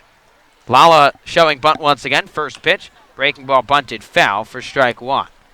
We've seen this from Jordan Lala. Tried sacrificing himself the other day. Instead, beat it out for a base hit to load the bases. Now he's got the speed. It just depends if he can get the ball down and in a good position. He's showing off the wheels in center field, patrolling the deepest part of the ballpark at Eldridge. Showcased the speed as well at Miami this past season. Swiped 28 bases, second most in the ACC. Here's the 0-1. Fastball popped to the left side. This one will drop out of play, and it's 0-2. So Lala unable to get the bunt down. You'd imagine it's off with 2 strikes. With Daniels aboard at first, Emery on second. Still nobody out in the bottom of the 4th. With the Firebirds leading the Harbor Hawks 4-0. Lala starting to heat up for Orleans. The last 5 games, he's 8 for his last 19. Battle of 2 ACC rising sophomores. 0-2. Curveball cut on a miss, strike 3. Albanese wins the battle, and there's 1 away here in the 4th. Well, Lala unable to. It's a tough position for any hitter.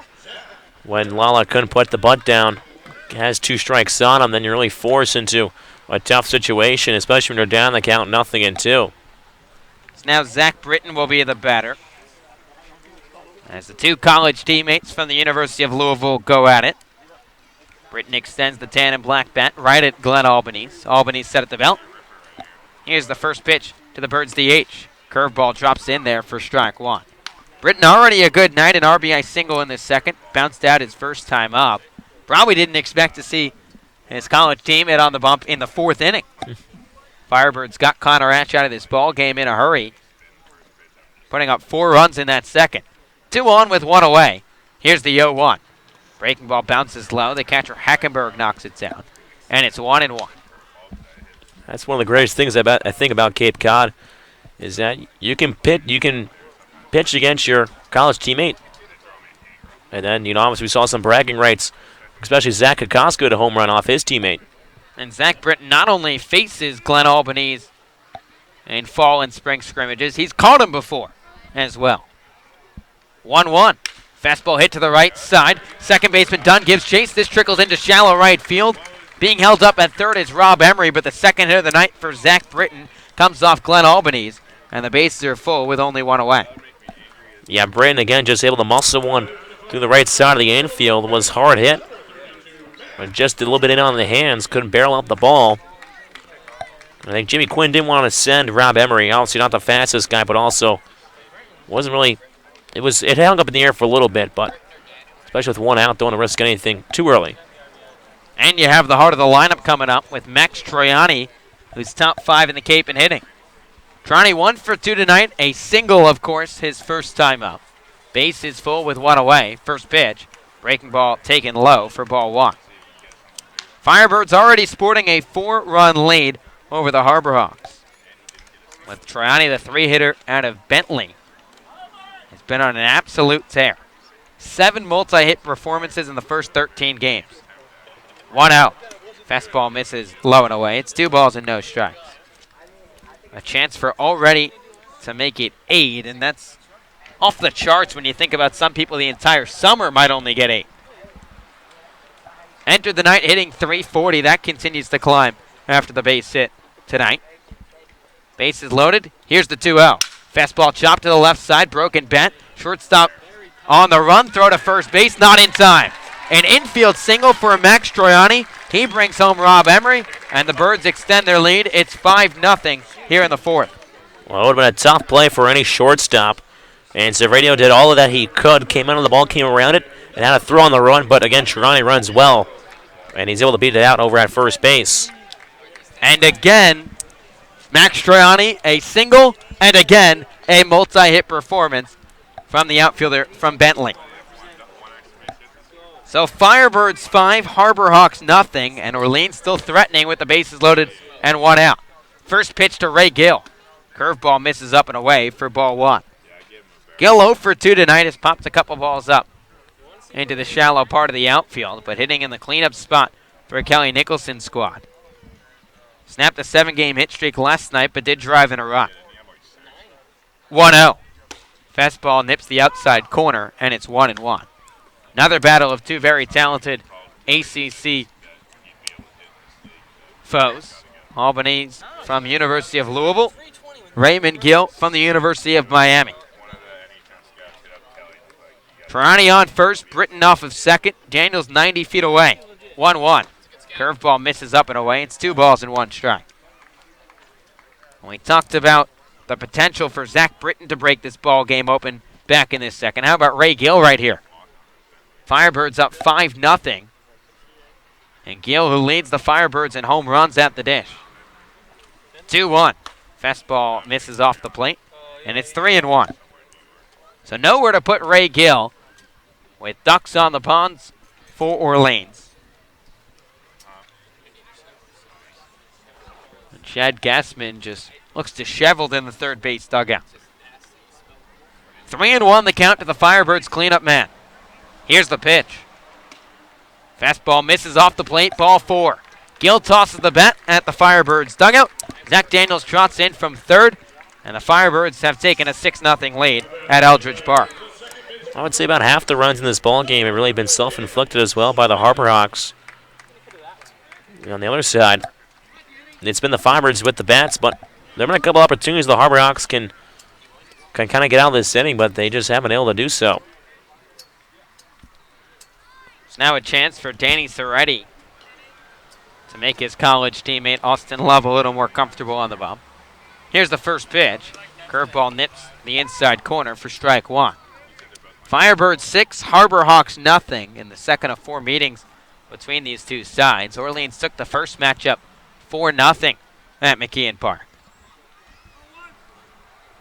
Soretti, a switch-hitting second baseman from North Carolina, digs in from the left side.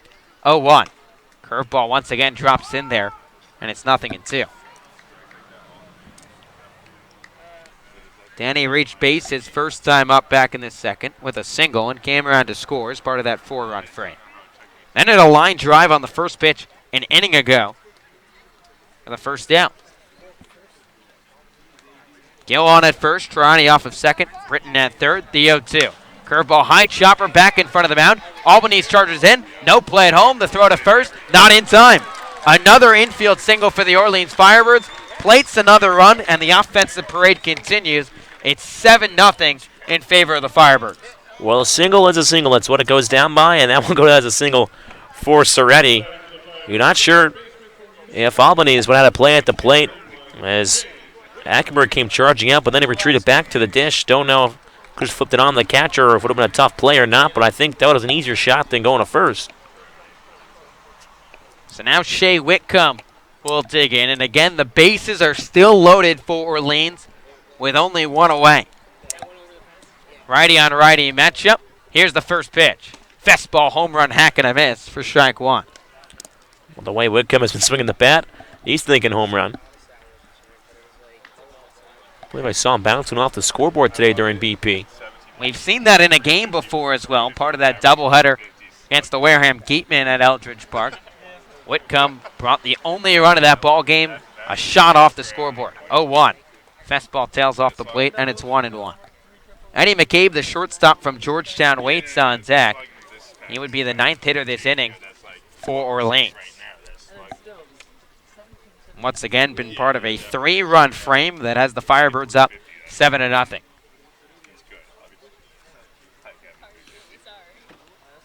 They've already batted through the lineup once in this game already, too. 1-1. Fastball that Whitcomb chases out of the zone, and it's 1-2. And the way that the Harbor Hawks have played this summer, this could get ugly in a hurry if Orleans can really do some damage in this inning. Well, we saw Chatham defeat Windy 15-1 the other night.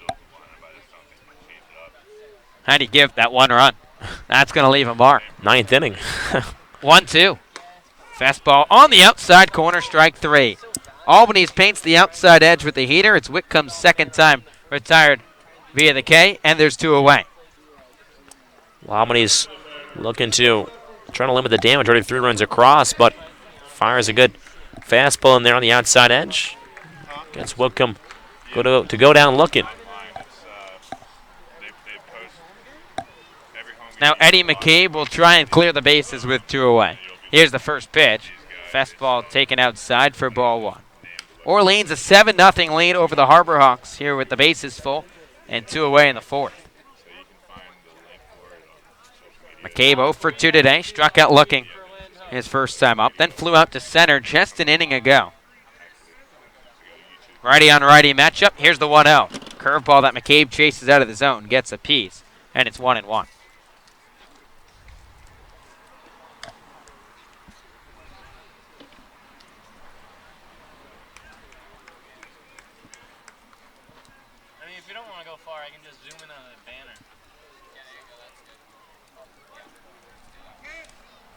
Seretti on first, Gill at second, Troiani 90 feet away. 1-1 to McCabe. Fastball sliced foul and out of play, and it's 1-2. Well, now I've never thought of as a hitter, but guys like Seretti, Whitcomb, and McCabe have now batted in 3 straight innings. We'd have to ask him, what's it like, have 3 ABs by the 4th inning? Just the approach and trying to stay focused. 1-2 pitch. Curveball misses low and outside. McCabe checked his swing. They'll appeal to first. John Putala said he held up, and it's 2-2. And a chance for McCabe, who lighted a spark under this Firebirds squad last summer. The only game he played in, 2 for 4, a 3-bagger, and drove in 2 runs. He's got the bases loaded with 2 down here in the 4th. 2-2. Fastball on the outside corner, strike 3. Glenn Albanese bounces back with back-to-back punch-outs with heaters on the outside part of the plate, but not before the Firebirds score 3 runs on 4 hits, no errors, and they leave the bases full. After 4, it's Orleans 7, Hyannis nothing, and we'll check in with our sideline reporter, Alec Hendon, who's once again made his way beyond the outfield fence. Alec, what's going on?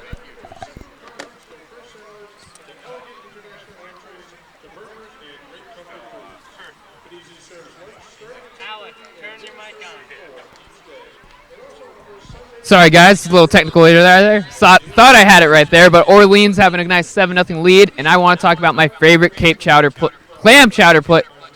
place on the Cape. I'm sorry, guys, this hasn't been my best read, but I'm going to get better. Landho had the best chowder I've had so far on the Cape. They do a great job over there. I've seen quite a few players hanging out there. They have good, friendly hours, family, and a full bar. Lots of great options at Landho. Please check it out here, Firebird fans. We've got a good ball game to get back to, boys. Thank you, Alec. As Chase Wallace has emerged out of the Firebirds bullpen. The right-hander from Tennessee will come on after 4 strong innings from Austin Love. Worked around some command issues, but Love 4 scoreless innings, only allowed 1 hit, walked 4, and struck out 5. And the plan is in motion for Kelly Nicholson, exactly what he would have wanted. Maybe 5 innings from Austin Love, but nonetheless, the Birds up 7-0 over the Harbor Hawks. Thomas. Yeah, we've seen Austin Love kind of bounce back a little bit towards the latter half of this start. And Chase Wallace, a guy that Kelly Nicholson has relied on a couple times so far out of this bullpen. Again, he loves to put a lot of these guys in high leverage situations, and obviously the Firebirds today really pouring it on the Harbor Hawks early and often as they lead 7-0. But so far, I think you got to credit Austin Love. He didn't have the best performance in stuff-wise, but he only limited the Harbor Hawks to no runs and only 1 hit. Obviously, a couple of nice defensive plays helped him get out of in some innings, but I have to say, Love still able to strike out 5, and he still didn't have his stuff. And he did not have his stuff at all. I'm sure we'll hear from him post-game on the Birds Broadcast Network. But Chase Wallace set to make his 5th appearance. Nothing record, 257 ERA. Last pitched against the Catuit Kettleers 4 days ago. That's probably his roughest outing so far this summer. Gave up 2 runs, both earned on 3 hits across an inning and 2/3. So Love gives way to Chase Wallace as he'll face the bottom third of this Harbor Hawks lineup in the 5th. Orleans 7, Hyannis nothing as we head to the top of the 5th. Brooks Carlson, the first baseman, digs in. First pitch from Chase Wallace of the night. Breaking ball misses outside for ball 1. Carlson 0 for 1 this evening, struck out swinging his first time up. One of 5 strikeout victims for Austin Love. Wallace a deep breath, wheels and deals, the 1-0. Fastball cut on and missed, and it's 1-1. Wallace just 6 2/3 innings this past season at Tennessee, and that excites Matt Troop, knowing that this talented of an arm should be here all summer for the Orleans Firebirds. 1-1. Slider that misses outside. It's 2 balls and 1 strike. Very talented arm as well. Top 500 overall prospect in his class by perfect game. Rawlings perfect game, honorable mention, All-American in high school. Righty on righty matchup to kick off the 5th. The 2-1. Slider paints the outside corner, and it's 2-2. His college teammate Zach Daniels having a nice night as well at the plate for the Firebirds. 2-2 the count. Here's the pitch. Breaking ball cut on and missed, strike 3. Wallace dialed it back. Carlson chased, and there's one away to open up the 5th. Well, Wallace showcasing the off-speed stuff there and gets Carlson swinging at a pitch out of the zone. This is the type of, performance that we've been accustomed to here in Orleans with the best pitching staff and bullpen here on the Cape. Orleans leads the Cape in 5 of the main pitching categories. First pitch to Jackson Olsen, chopped back over the mound. Going to be a tough play for Danny Seretti. Charges, throw on to first, gets past Raymond Gill, and will hit the screen past the Orleans dugout. That'll be an infield single for Olsen, as he just picks up the 2nd hit tonight for the Harbor Hawks. Looks like that ball, it was a good charge in by Seretti, throwing on the run and threw a bullet. I think it tied kind of Gill up. He didn't know when they go top hand glove up or glove down, and kind of came in on him, and he was able to make the play. But ball stays in the yard here at Eldridge with the fence behind. So now Adam Hackenberg, the catcher from Clemson, will dig in. With Wallace now working out of the stretch with a runner on first and 1 away. Firebirds 7, Harbor Hawks nothing. First pitch. Fastball misses up and in for ball 1. Hackenberg 0 for 1, struck out swinging, and that was part of a 1-2-3 inning for Austin Love where he struck out the side. Olsen extending his lead at first base. Here's the 1-0. Breaking ball hit to the right side, backhanded into the outfield, and it's a base hit for Adam Hackenberg. As once again, the Harbor Hawks have another runner on. It's 2 on and 1 away. Well, this is probably their best opportunity in a little bit. Obviously, they had 2 men on in last inning, but probably go back to the first inning. They, as mentioned, they had 2 runners on with just 1 out, and they were unable to make anything out of it. You got to think of Chad Gassman and the rest of this coaching staff. You want to just chip into this deficit. So now Wallace finds himself in trouble with 2 on and 1 away here in the 5th. But Orleans a 7-run cushion. First pitch to the leadoff man, Anthony Servideo. Fastball misses low and inside for ball 1. Servideo 0 for 2 today. Quiet night in the leadoff spot for the shortstop.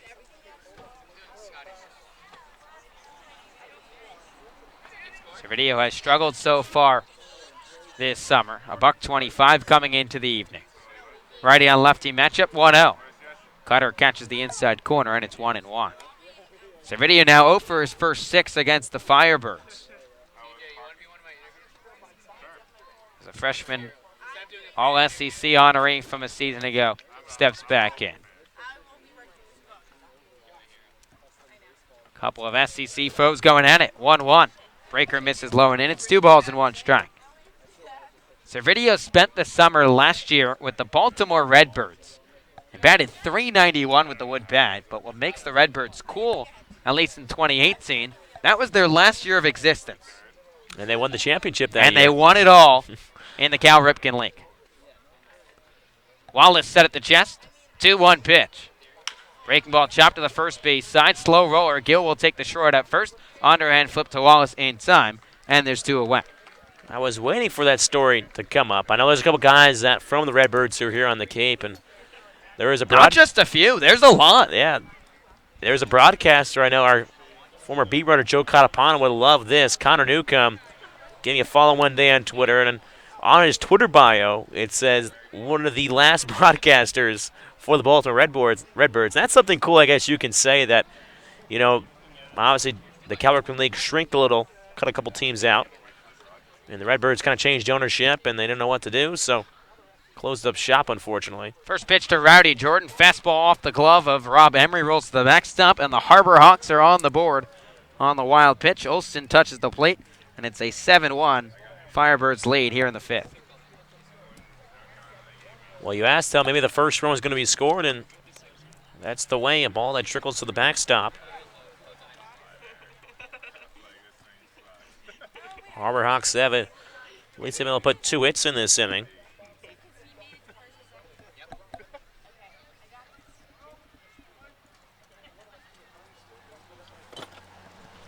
Here's the 1-0. Fastball misses up and away, and it's 2 balls and no strikes. And that might be what Rowdy Jordan needs. One of the finest hitters in the country. He's 0 for his first 15 here on the Cape. Helped Mississippi State reach the College World Series for the 2nd consecutive year. Batted .290 for the Bulldogs. 2-0. Fastball misses up and away. It's 3 balls and no strikes. And not only is he a great hitter and a great fielder and a great runner, really just a good overall athlete, he sports a fantastic name. Rowdy Jordan. He's got a little hair coming out the back of the helmet as well, supporting a little bit of the flow. 3-0 pitch. Get me over. Fastball in there for a strike, and it's 3-1. Firebirds a 7-1 lead over Hyannis. Here with 2 away and a runner on third in the top of the 5th. We talked about the Baltimore Redbirds. How about this? The Victoria Harbor Cats in the West Coast League. 3-1. Fastball nubbed back the mound, and Chase Wallace is there. He'll run it over to first base. Underhand flip in time, and the side is retired. But not before the Harbor Hawks get on the board. Hyannis scores 1 run on 2 hits. No errors, and they leave 1 runner left on base. We're halfway home here at Eldridge Park. Orleans a 7-1 lead over the Harbor Hawks. And Thomas, let's look around the Cape at some of the league leaders and standings as we're halfway done at Eldridge Park. Well, the Orleans Firebirds currently lead the league with 20 points, first to 20. They're 10-4-2 in the East, as Chatham just right behind them, 9-6-1. And then you look over at Hawaii, who's also 9-6-1. With Brewster 8-7-1, and then Harwich rounding out the bottom 7-9. As the Red Sox, they defeat the Gatemen today 3-1 over at YD, so that pushes them to 10-6-1. And as of right now, they are ahead of the Anglers, but Chatham in a deadlock battle right now with Harwich in the top of the 7th, 2-2 ball game, with Falmouth jumping all over the Whitecaps 12-3 at Arnie Allen Diamond. That's, I guess, a response to the Firebirds pitching yesterday, which is so good. Commodores maybe came back a little more angrier the next day. They had a 9-run inning, if I'm not mistaken. Might have even been all 12, but I know they were down 3-0, and they tied the game at 3-3. I know, Thomas, you're going to dig into that and give us an answer. They scored in 3 consecutive innings. So after the first inning, it was 3-1 Brewster. And then they scored 2 in the 3rd, 3 in the 4th, and 6 in the 5th. They have 17 hits right now. Brewster themselves have 8. So, I mean, it's a high potent offensive game, if you like seeing those. Maybe like a Red Sox-Yankees in London.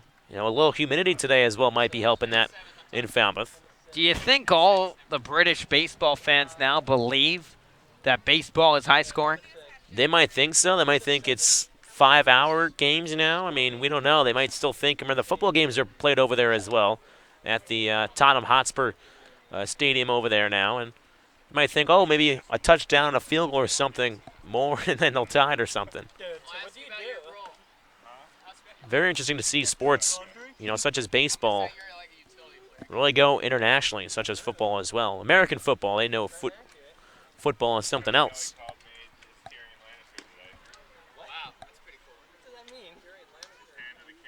But also our guy Nick Gonzalez, just to continue on the subject here. Nick Gonzalez currently does not lead the league in average. Actually, no, jumped up today because the Katua game is complete. So he jumps Wyatt Young At the moment, of course. At the moment, yes. So Gonzalez was second to start the day, but now that Katuit's game is complete, his stats are in. He's at 377 now, so he must have had a big day then. Yeah, Nick Gonzalez continues to just be one of the best players in the Cape Cod Baseball League.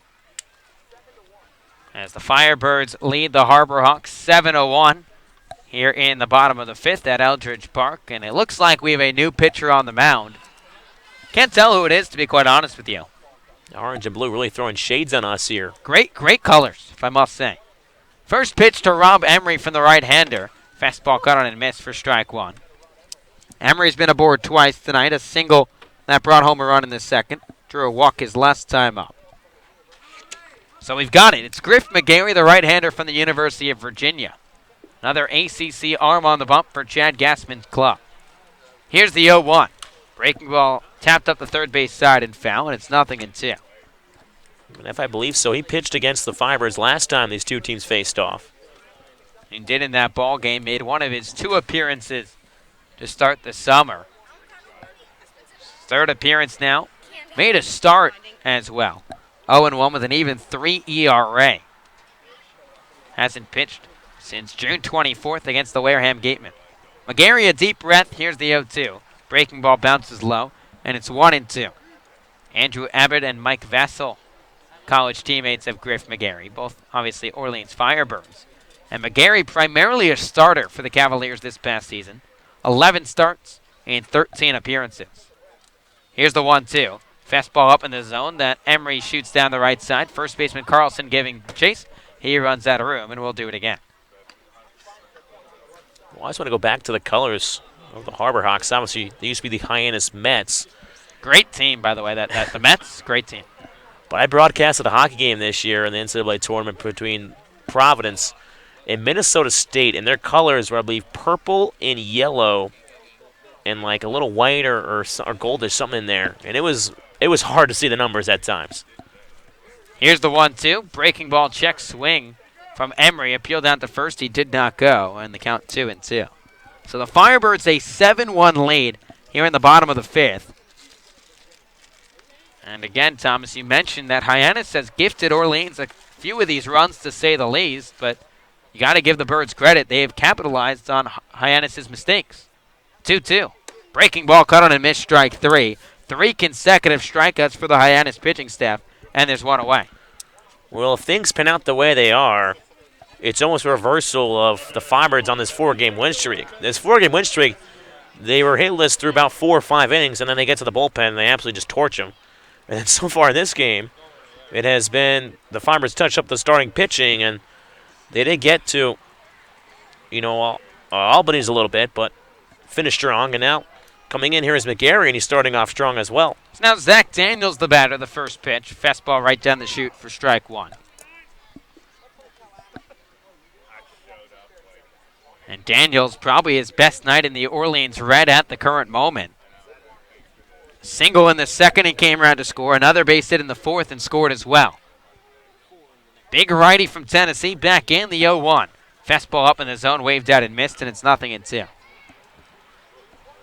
Orleans a 7-1 lead over Hyannis, the second of 4 meetings.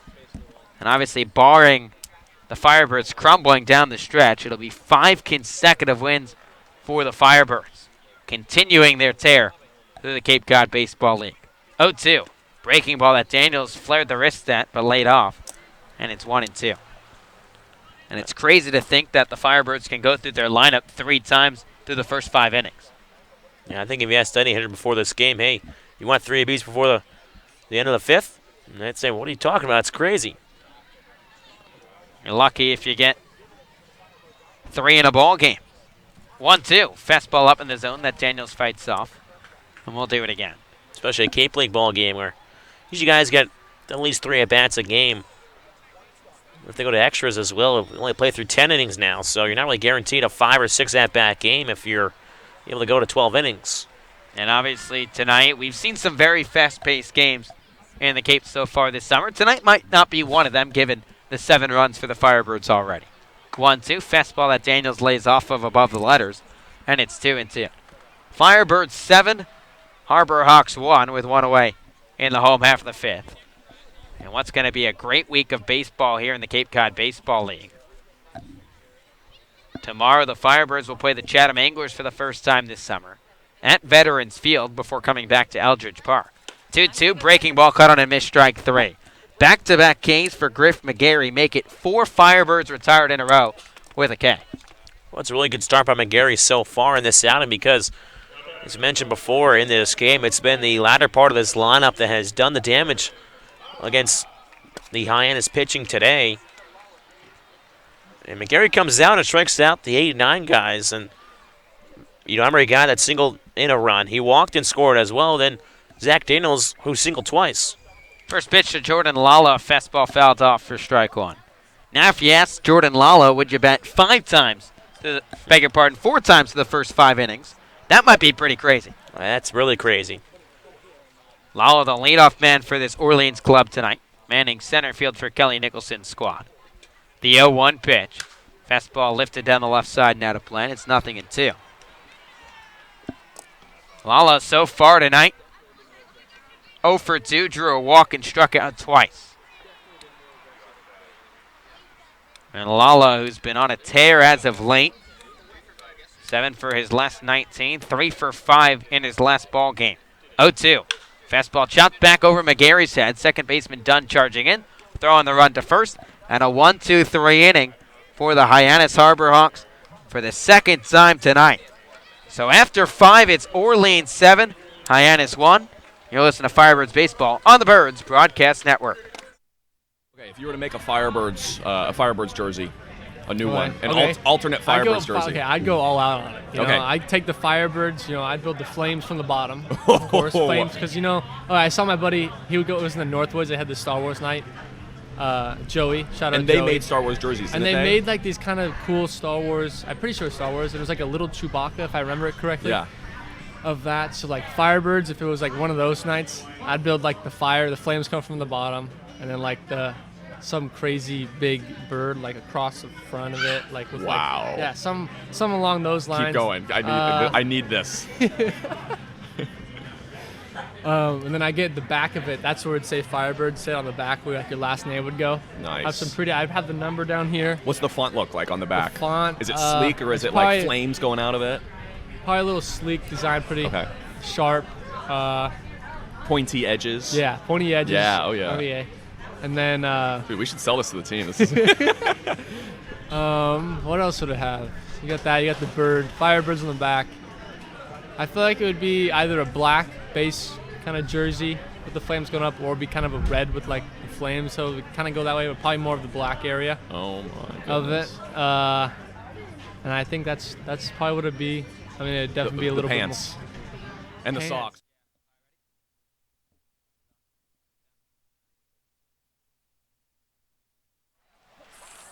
Top of the 6th at Eldridge Park. Orleans 7, Hyannis 1. Chase Wallace back out for his second inning of work. Set to face Trevor Halver. First pitch. Fastball up and in for ball 1. Halver has been one of the lone Harbor Hawks in this lineup to reach base twice tonight. A pair of free passes for the Arizona State Sun Devil. Righty on lefty matchup 1-0. Breaking ball misses low. It's 2 balls and no strikes. Very similar story to what we've seen in Halver's first 2 plate appearances. Both full count walks, but both plate appearances, he was ahead in the count 3-0. Let's see what happens here. 2-0. Fastball over the heart of the plate, and it's 2-1. So we won't see it for a third consecutive time. But Halver, who has been on a tear since his sophomore year at Arizona State. 2-1 pitch. Breaking ball tapped foul behind the dish, and it's 2-2. Rose that average to .339 this past season. Former 37th round draft choice by the Kansas City Royals. And he got to play with the Harbor Hawks last summer as well. 2-2. Curveball misses outside, and for the third consecutive plate appearance for Halver, the count's full. Shows you his patient approach at the plate, and he's drawn 7 walks, make it 9 after the 2 tonight in his first 15 games. 3-2 on its way. Curveball misses off the plate, ball 4, so Halver tosses the bat, and for the third time tonight, works out a free pass. Well, he's got a real keen eye at the plate and showing it off here tonight. As you mentioned, his third walk He has worked here in this ball game. So that will bring up the cleanup man, Lucas Dunn, who's had a rough night. Grounded into an inning-ending double play back in the first, struck out looking in the fourth. Wallace having to work out of the stretch with a runner on first and nobody down. Here's the first pitch. Breaking ball runs inside for ball one.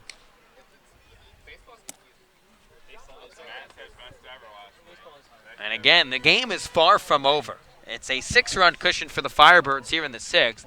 But crazier things have happened. You talk about the Falmouth Commodores breaking that game open. 1-0. Fastball paints the outside corner, and it's 1-1. And Dunn's got a 5-game hit streak in jeopardy. Has had a hit in every game so far this summer for Hyannis. A late arrival after the Louisville Cardinals made the College World Series. 1-1. Cutter catches the outside corner, and it's 1-2. There's always plenty of game to be played. Never out of it until they start counting down into the single digits, then you're going to make something work. But we saw against the Waddy Red Sox, where always chipped into a deficit. 1-2 pitch. Breaking ball misses low, and it's 2-2. And that's a challenge, especially in that game. And that was the Firebirds' last loss. That came on June 20th when Orleans fell 9-5. Through the fog. That was a tough one to come back on. 2-2. Breaking ball runs inside, and the count runs full. Yeah, to cut a piece through the fog to try to find a ball on that one for sure. 3 different balls that night at Aldridge Park fell that were probably routine pop-ups and fly balls. 3-2 the count. Here's the pitch. Breaking ball caught on and missed, strike 3. Dunn got a piece, but Emery held on. It's Wallace's second K, and there's one away. Big out there by Chase Wallace. You know, we mentioned the game's far from over. You don't want to give Hyannis a little more confidence if they can get, just like last inning, they're able to get 2 guys on back-to-back. This one would have been with no outs if Dunn was able to reach base, especially 2 free passes to start off an inning. It's now Rigsby Mosley, the right fielder, the batter. Here's the first pitch. Breaking ball fouled off Emery's shin. He's down to his knees, trying to hobble it off for strike 1. And Emery a little slow to get up after that one. That one might have even grazed off his left hand. Kelly Nicholson comes out. We'll check on him, make sure he's okay. How about a shout out for Callie Hannon as well, the athletic trainer for this Orleans squad. She obviously never wants to have to come out of the dugout, or hopefully not to check on anyone, but Emery's a tough cookie and shakes off the trainer and Kelly and says he's okay. A nice round of applause from the Orleans faithful. And what a crowd it is at Eldridge Park tonight. Largest of the summer so far. Firebirds 7, Harbor Hawks 1, with 1 on and 1 out here in the 6th. 0-1. Fastball cracked over the head of Danny Soretti into right field for a base hit. Trevor Halver moves up to second. Rigsby Mosley on for the 3rd time tonight. And the Harbor Hawks for the 2nd consecutive inning, threatening with runners on 1st and 2nd and only 1 away. Well, he's the cat that the Firebirds pitching just hasn't been able to figure out. He now has 2 singles and a walk now in this ball game. Probably been the best hitter in this Harbor Hawks lineup. Now, talk about the attendance. What do you think your guess is on an attendance number today? The listed attendance or the actual attendance? We'll say the listed attendance on the box score. Give me 22-31. 22-31. Okay, I'm going to write this one down. First pitch to Hunter Goodman. Fastball fouled back to the screen for strike 1. Thomas, you got a guess? You know, I think it's going to be, I'm a little less than that. I think I'm going to go 19, I'm going to go 1,800 here. Now, are we playing Price is Right rules where you can't go over? I mean, what do you think, closest or over? What do you want to go with? I want to go closest, because otherwise I'll change my guess. Yeah, Is that fair? That's fair. Okay. I'll go 1,900 then. I'll put the 1,900. 0-1. Fastball misses up and away, and it's 1-1. And I can't wait to see the crowd here on Thursday night. Orleans Chatham under the lights on 4th of July. That's Cape Cod Baseball League at its finest. 2 on with 1 away here in the 6th. Firebirds a 7-1 lead. 1-1, a breaking ball tails outside, and it's 2 balls and 1 strike. I think we should do this every game. We should just take a guess at the attendance. Closest person, I don't know. Buy someone a hot dog or something. So Rob Emery comes out to have a chat with Chase Wallace. And Emery really serving as that veteran catcher. He's come out multiple times tonight to try and calm down Austin Love and now Chase Wallace. And it worked in those instances for Austin Love. Came back with a couple of strikeouts to get through a couple of rough jams. Yeah, he's been like a father figure out there behind the dish. 22-year-old catcher coming on his 23rd birthday later this year. So he's got jersey number 22. He's trying to go to 23. I guess he'll have to find out when he goes back to San Fran. Mosley on first, however, off of second with one down. Righty on righty matchup, 2-1. Fastball hit to the left side, through the 5-6 hole into left field for a base hit. And Harbor Hawks starting to threaten here in the inning. They've got the bases full and only one out. Yeah, balls that are just finding their way through the holes on this infield. Mosley had a really hard hit ball, but the ball from Goodman just sneaking through the left side was hard hit on the ground, but Brooks Carlson, the first baseman, who's 0 for 2 with 2 strikeouts, will try and get Hyannis back in this ball game. They trail by 6, but have the bases loaded with only one out in the inning. First pitch. Breaking ball bounces low. Emery blocks it down with the chest for ball 1. another good block by the catcher, Emery, again keeping the ball in front of him. Carlson now at the dish, 1 for his last 18 with 10 Ks. That is a struggling hitter, to say the least. But the senior from Samford, first team All-SoCon this past year. Righty on righty matchup, the 1-0. Fastball catches the outside corner, and it's 1-1. And he's got pop, too. 6 home runs this past season at Samford. Goodman on first, Mosley off of second, however 90 feet away. Slightly open stance from the right side, 1-1. Breaking ball that's cut on and missed by Carlson, and that just had a lot of loop on it.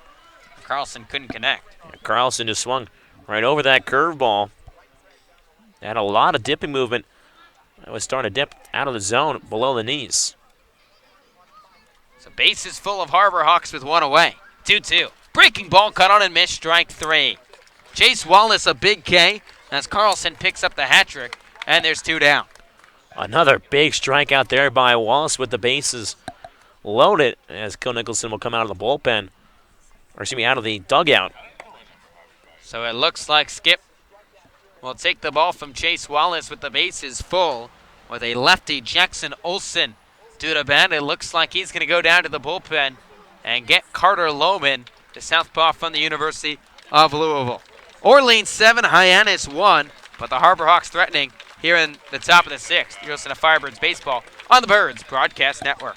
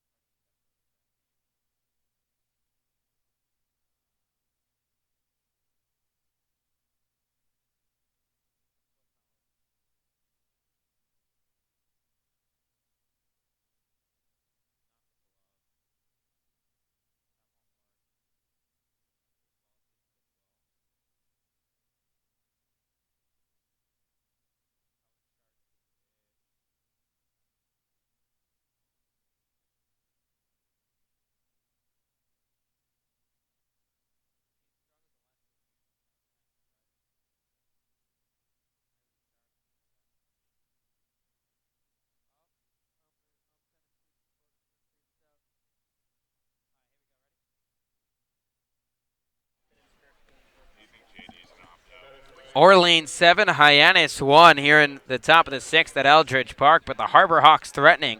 Bases loaded and 2 away, and Carter Lohman, the southpaw from Louisville, will enter to try and get the Birds out of the jam. So Kelly Nicholson takes Chase Wallace out of this ball game after an inning and 2/3 and goes for the lefty-on-lefty matchup with the bases full. First pitch from Lohman. Fastball misses low, gets past Emery. Runner from third, however, trots in to score on the wild pitch. And for the second time tonight, the Harbor Hawks score on a wild pitch.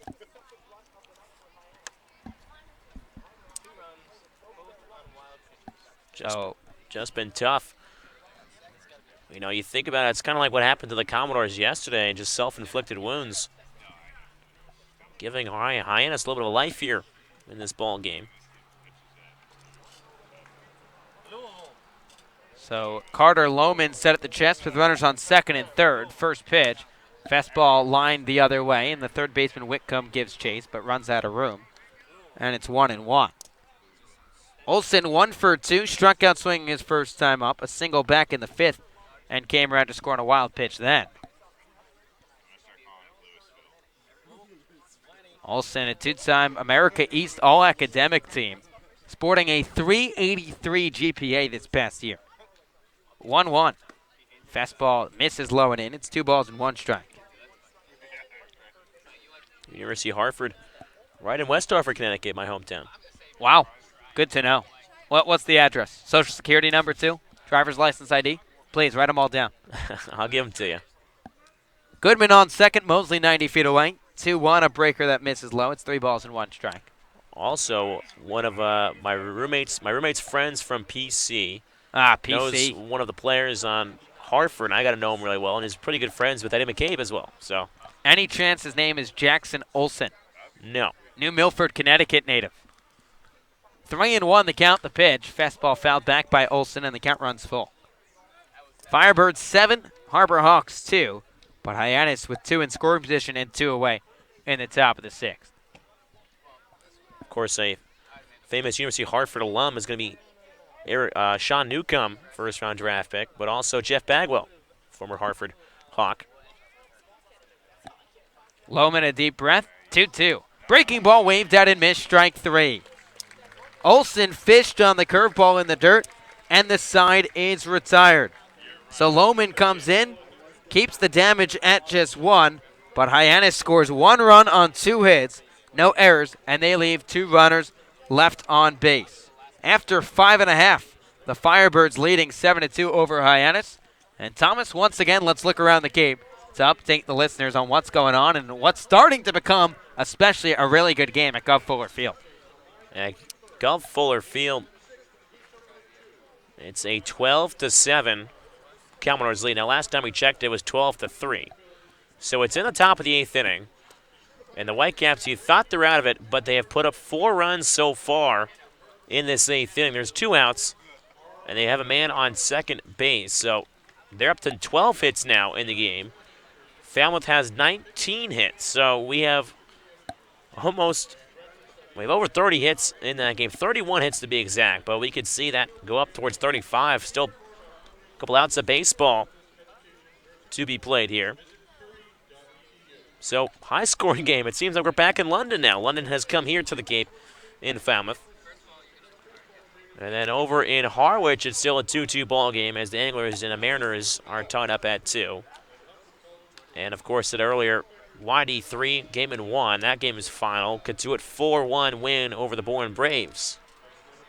So the game would have dropped a couple now in a row. They started at the top of the West Division, but now Katuitt looks like they'll be tied with them. Or Katuitt will actually move over them because they have one more tie than Wareham. So an extra point edge as Katuitt will take first place in the West. The first place team in the East, the Orleans Firebirds, leading the Hyannis Harbor Hawks 7-2 as we head to the bottom of the 6th at Eldridge Park. Griff McGarry back out there for Hyannis, set to face Zach Britton. First pitch. Breaking ball misses low for ball 1. Battle of 2 ACC studs, both rising juniors. McGarry out of the University of Virginia. Zach Britton out of the University of Louisville. Britton 2 for 3 tonight with a pair of singles. 1-0. Fastball cut on and missed, and it's 1-1. And how good of a feeling it must have been for Britton his last time up. A single off his college teammate, Glenn Albany.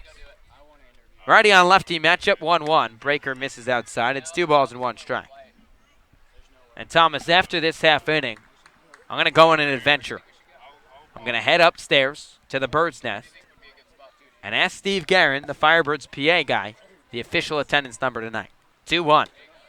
Fastball misses low and away. It's 3-1 strike. So we're not even going to wait for the box score. We're going to go right now, to it. I want an answer. I don't want to wait.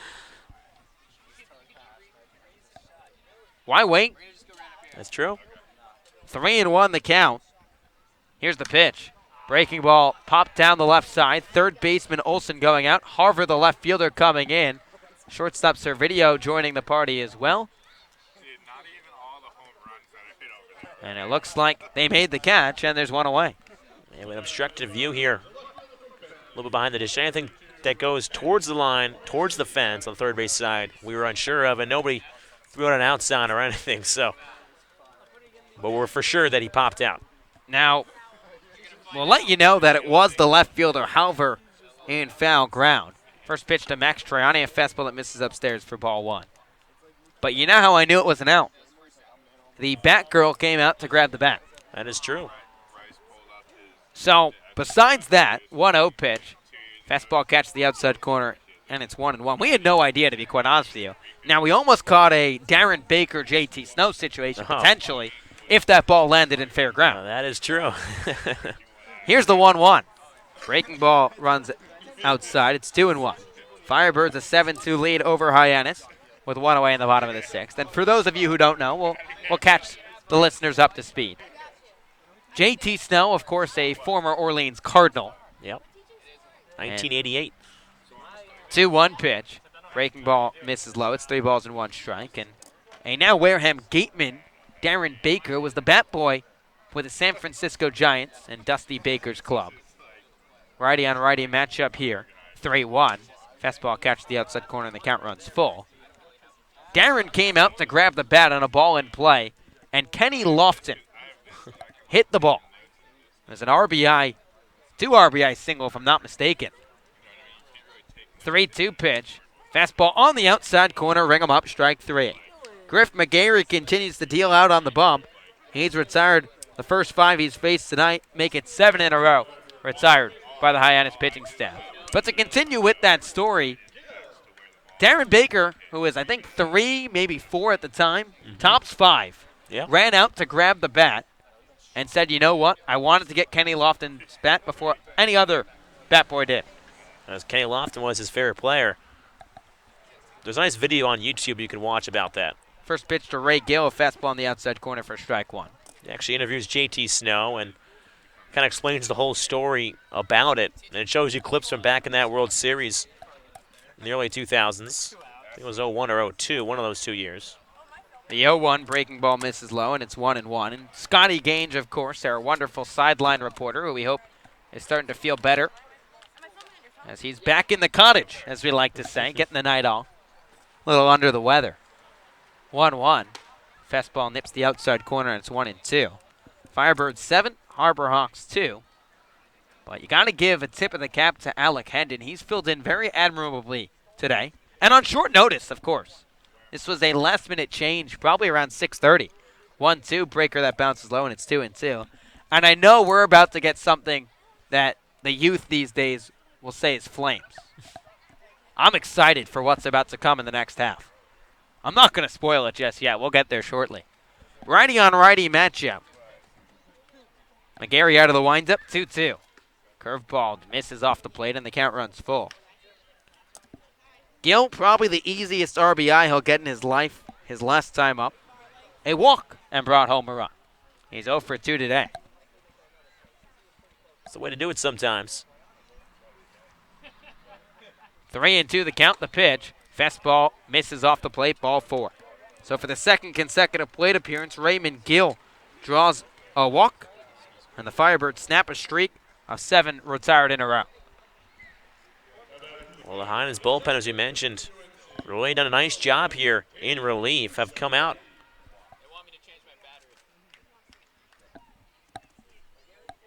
So now the batter will be Danny Soretti, switch hitting second baseman from North Carolina, batting from the left side. And think about this for a second. Pool D of the ACC tournament featured 3 teams. Righty on lefty matchup, first pitch. Curveball drops in there for a strike. It's 0-1. The Miami Hurricanes were the 4 seed. The 5 seed was the the North Carolina Tar Heels, and the 9 seed was the Virginia Cavaliers. And right now we have 3 players from that ACC tournament Pool D in the heart of this play. 0-1. Fastball misses up and away, and it's 1-1. McGarry on the mound from the University of Virginia. Raymond Gill at first base from the University of Miami. And Danny Soretti from the University of North Carolina. It's almost like the all-around Kansas State play. Exactly, where we saw Zach Kokoska line out to Cam Thompson off of Carson Seymour. 1-1. Fastball popped back foul, and it's 1-2. Firebirds a 7-2 lead here in the 6th with 2 away. And part of that pool as well, up in Durham at the Durham Bulls Athletic Park, one of the finest facilities in the country, AAA home of the Tampa Bay Rays system. Andrew Abbott and Joey Lancelotti, 2 Orleans Firebirds from last summer, went back and forth for 3+ innings and extras. 1-2, runner going, fastball up in the zone. Soretti checks his swing, throw down to second base. Not in time. So Raymond Gill slides into second, but there's some confusion as the shortstop, Anthony Servidio's trotting off the field. So they appeal down to third. Soretti did not check his swing, says Brian Troop, and Raymond Gill swiped second. I knew Chad Gass would be coming out, and he's arguing right now. I'm ready for this. So now, here's where I agree with Gassman. It was a check swing. I don't think he went around, but is it interference that his bat stays in the zone and makes it harder for Hackenberg to throw down because Hackenberg double clutched? That was a good argument there by Gassman. And now time will be called by the home plate umpire. And it looks like the umpires may get together here.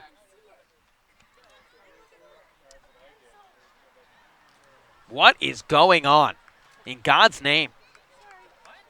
McGarry was a little frustrated as well. He was about 10 steps off the third base rubber. On the third base side of the rubber and kind of threw his hands up. So 2 outs here in the bottom of the 6th. Ray Gill's in scoring position with a 2-2 count against Danny Soretti. Firebirds a 5-run lead. Here's the pitch. Breaking ball misses just off the plate, and McGarry once again a couple steps towards the third base dugout. And I'm not a betting man, Thomas, and I won't bet here.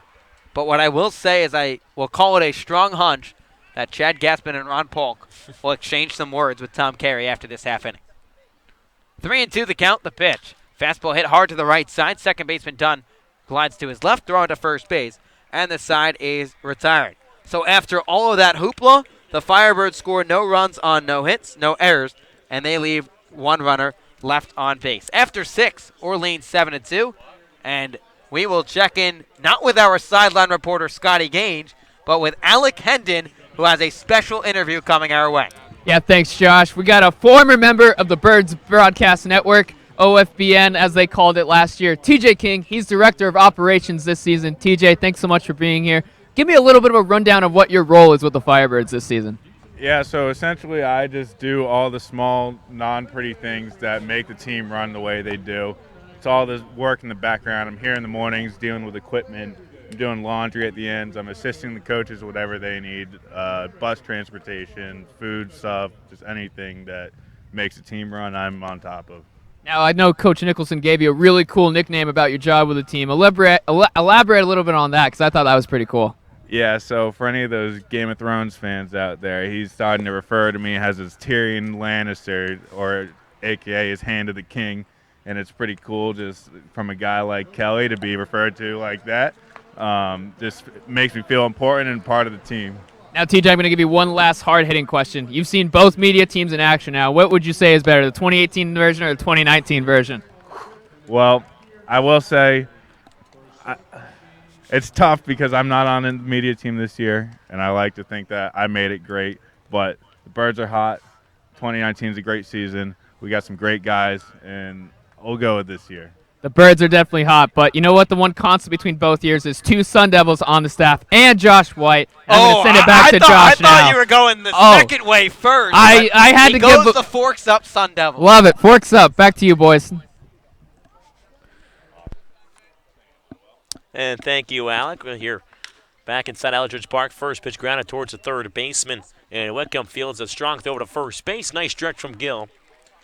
And Hackenberg is retired to start things off here in the top of the 7th inning. Carter Lohman back on the bump for the Firebirds as they lead 7-2 over the Highness Harbor Hawks.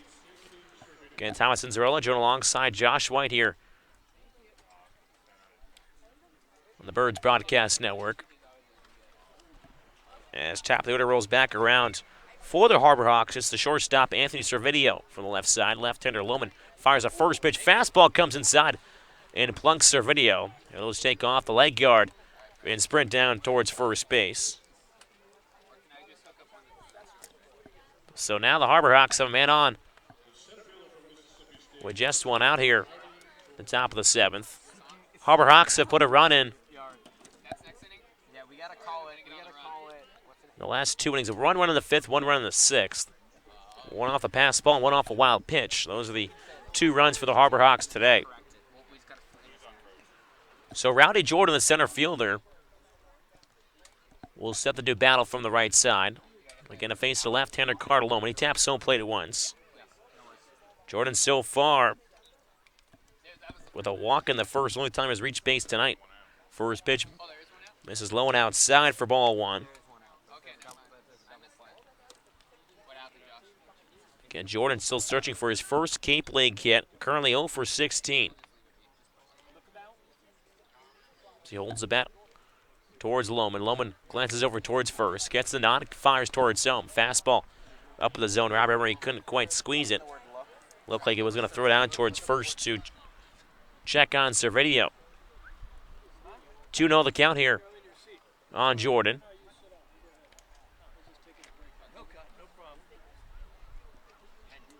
As Emery comes out. Should be new catcher Vitia. So Vitti has checked in for Emery here in the 7th inning. As Vitti comes out and checks on Lohman.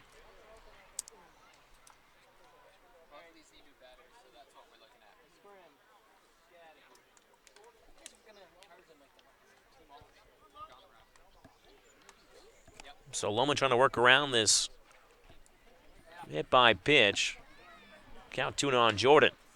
Fastball runs off the plate. Count moves to 3-0. Lohman so far came in the middle of last inning to strike out Jackson Olsen.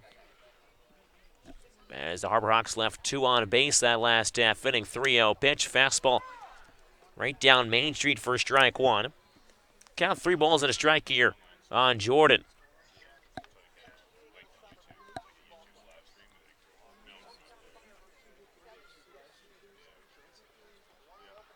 Lohman comes set from the bell. He fires towards home. 3-1 pitches skying up in the air. And it'll just reach the top of the hill on the first base side. Count 3-2. Now the hill has just been a bit here at Eldridge Park, but again, the Firebirds are back here on July 4th. I would be a betting man that there will not be a single spot available on that hill. There will be over 2,000, probably over 2,500 people at the game, on July 4th. 3-2 pitch, curveball, just misses the backside of the outside corner, and Jordan has worked a 1-out walk here. So following the hit by pitch, Jordan works a full count walk. And there is just 1 out here, the top of the 7th inning.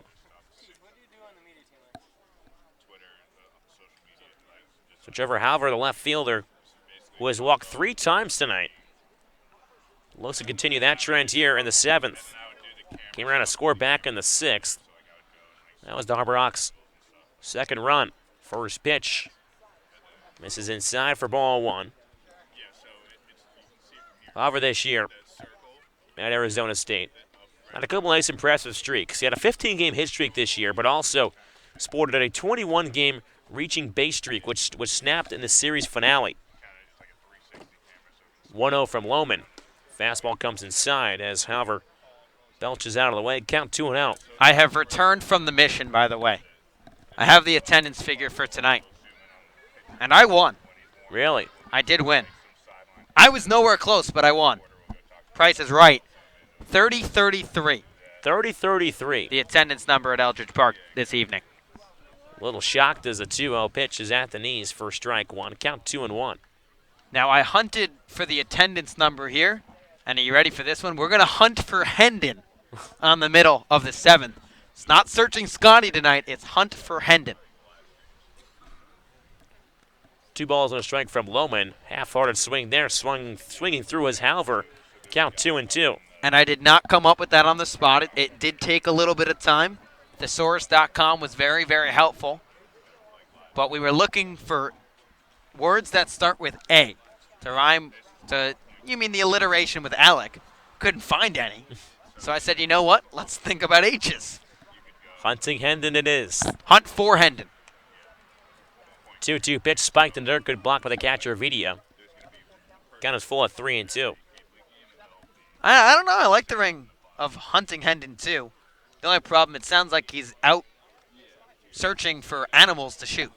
Not a fan. It's like the hunt for the Red October. The hunt for Alec Hendon. Or just hunting for Hendon. Either way, Harbor Hawks have 2 on a board here.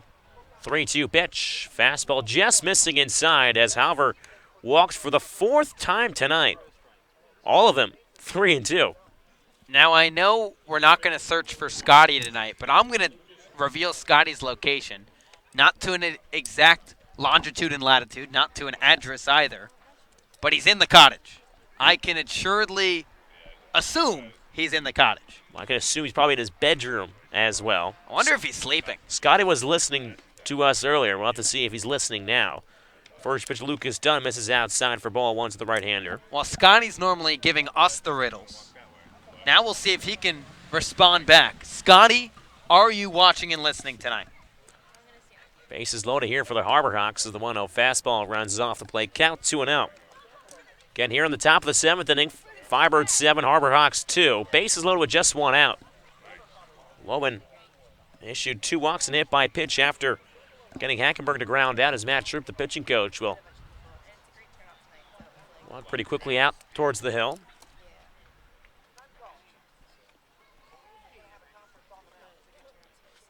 Maybe get Scotty to try to guess the post-game meal. Wow. Well. I'm sure he knows. Now the question becomes, will he come for the post-game meal? He doesn't have a car, so unless he runs again. I mean, he did go for a run today. Okay, we have an answer. Yes, and it's seeking Scotty. I don't think he's a fan. Oh, I apologize. I said searching for Scotty. Oh. I apologize for that, Scotty. It's seeking Scotty, unlike searching for Scotty around the yard, courtesy of Thomas Inzarell. 2-0 pitch from Lohman misses down below the knees. Count is 3-0. So Lohman has nowhere to put him here. Lucas Dunn, who's grounded to a double play in the first, struck out his last 2 times. 3-0 pitch, fastball, ball 4 gets away from the catcher, Vidia.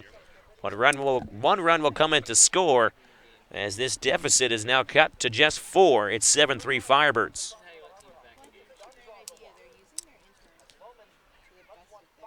So now the tying run will come up to the plate here in the 7th inning. Firebirds bullpen hasn't looked as sharp as it has in the prior 4 games during this winning streak, but it's going to be a grit and grind type of game as Kel Nicholson will take the ball from Lohman. And a pitching change is underway from Eldridge Park. It's the Firebirds 7, the Harbor Hawks 3.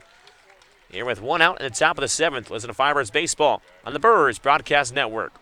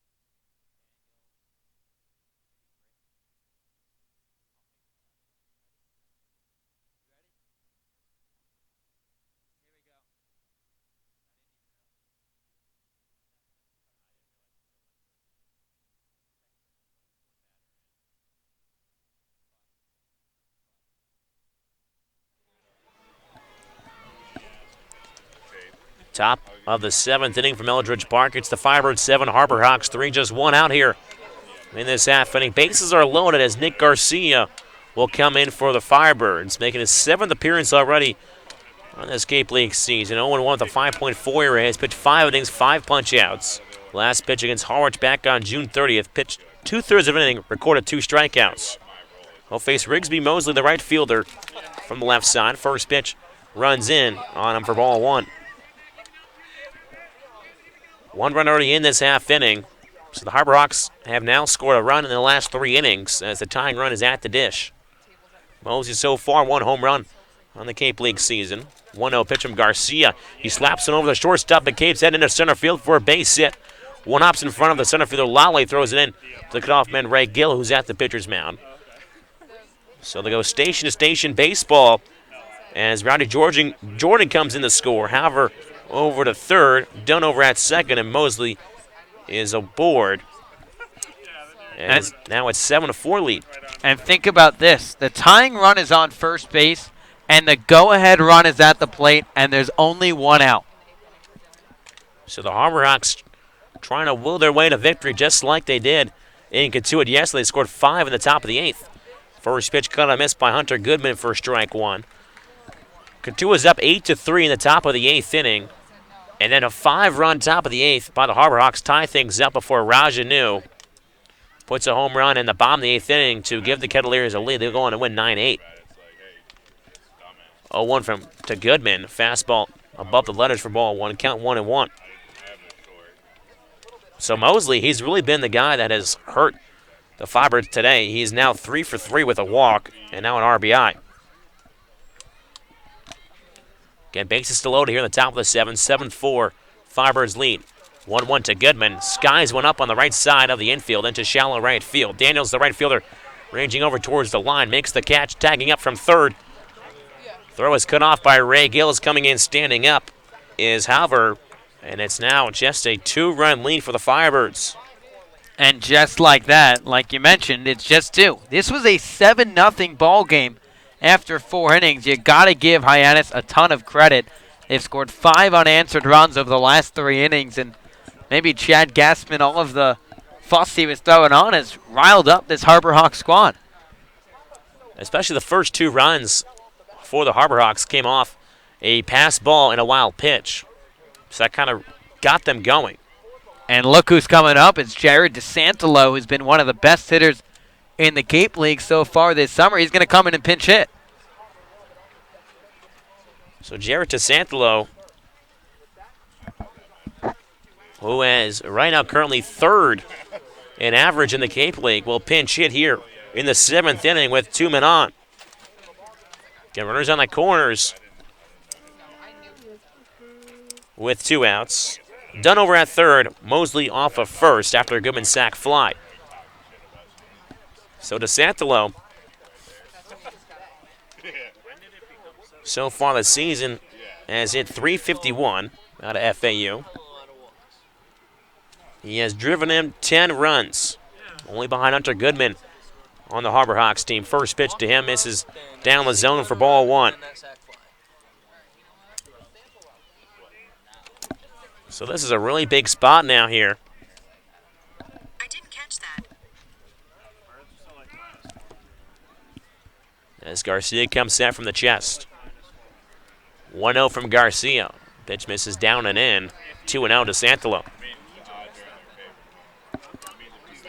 We were surprised at the beginning of the game as well that DeSantolo was not in the lineup because he is probably the best bat in the lineup for the Harbor Hawks this season. But Rigsby Mosley putting on a case so far right now that he has been the best hitter in this game for the Harbor Hawks.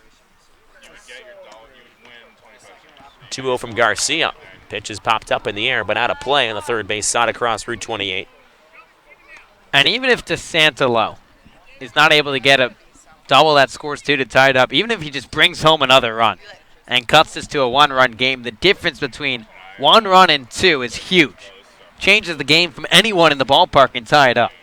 They've scored all 5 runs in the last 3 innings, 3 in this half alone for the Harbor Hawks. They're starting to get more and more confident as this game goes on. Garcia set, kicks and fires the 2-1 pitch at the knees for strike 2. DeSantolo does not like the call. Nowhere different Chad Gassman over there. I don't think anyone on the Harbor Hawks side tonight is like the umpiring this evening.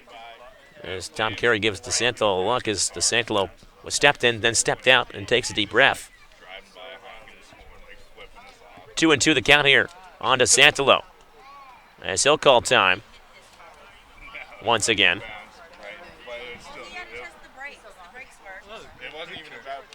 So runners on the corners with 2 outs here on the top of the 7th. 7-5 Firebirds lead.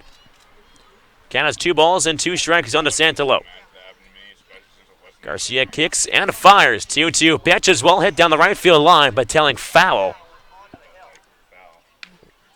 Looked like that one went over the hill into the shrubbery down there. About 15, maybe 20 feet to the left, Hyannis has the lead right now. We've seen a lot of foul balls tail that way as well. Wind blowing in, by the way, from straightaway center. So DeSantolo will step back into the left side. Count 2-2. Runners on the corners again with 2 outs. Garcia nods, gets the sign. The 2-2 pitch. DeSantolo once again flops it out of play. Cross through 28 on the third base side. He'll do it again, 2-2. Garcia steps off the hill as he receives a new ball. As he hugs the third base side of the rubber. Done over at third. Mosley off of first. 2 outs in the top of the 7th. 7-5 Firebirds lead. Garcia kicks and deals. The 2-2. Fastball misses upstairs, and delay steal taking second was Mosley. So he's in easily at second base. Now runners on second and third. Now a base hit can score 2 and tie this ball game up.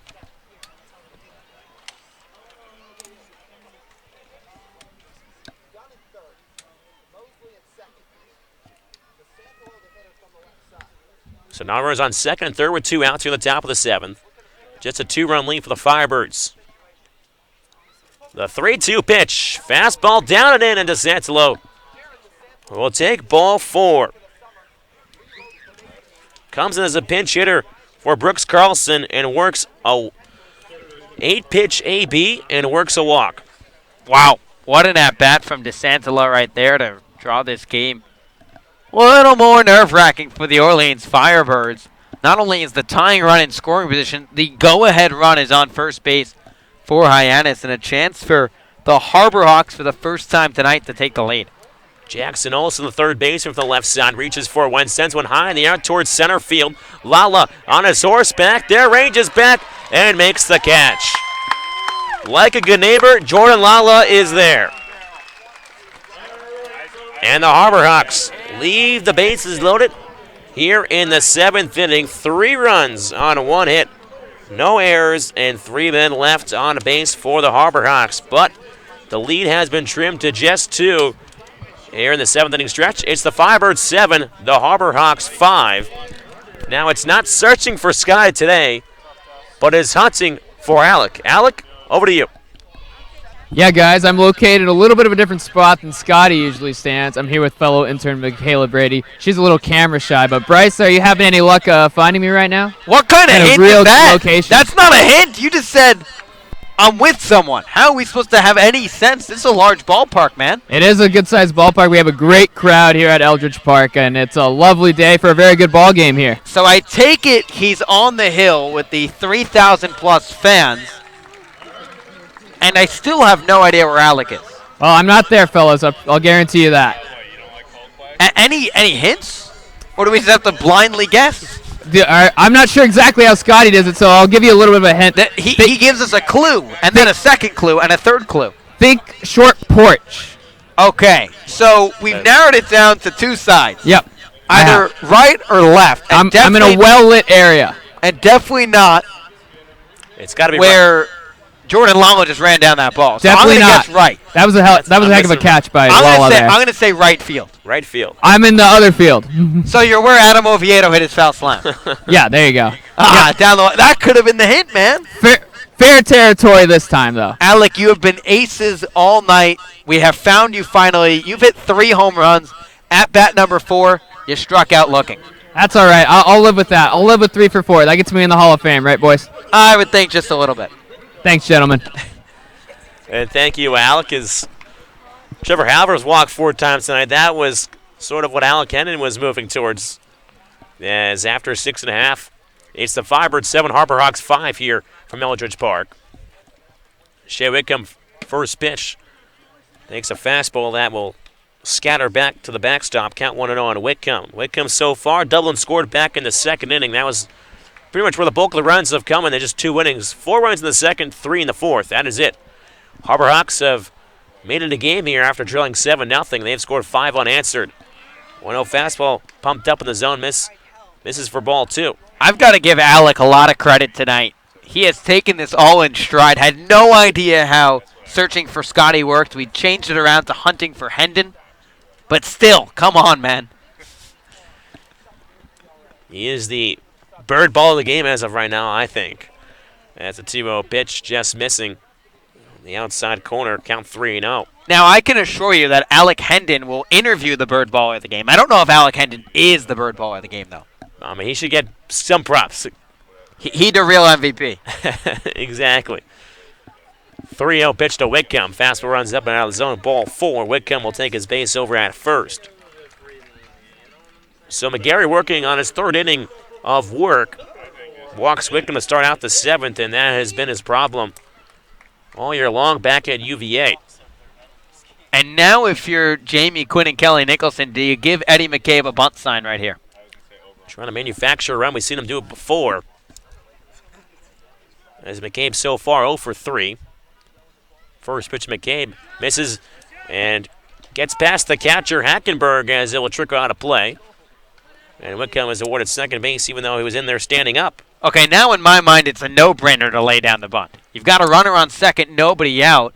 You just try and make this a sack fly situation to add an insurance run. Well, now Ron Polk will come out to the hill. Of course, last time we were in Hyannis at McKean Park, they were talking bunt defense.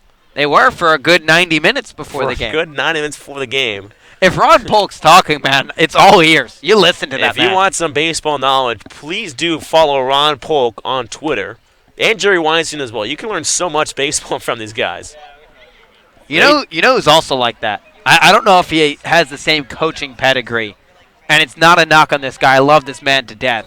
It's just, he's just a little younger, not as experienced. Chris Constantine. Oh, yeah. He is awesome. Former Firebirds coach, now works in the Angels organization. CC. Oh, shout out to Chris. Hope he's listening. He's a busy man, though. Now he's with the Angels organization. So after the long talk by Ron Polk,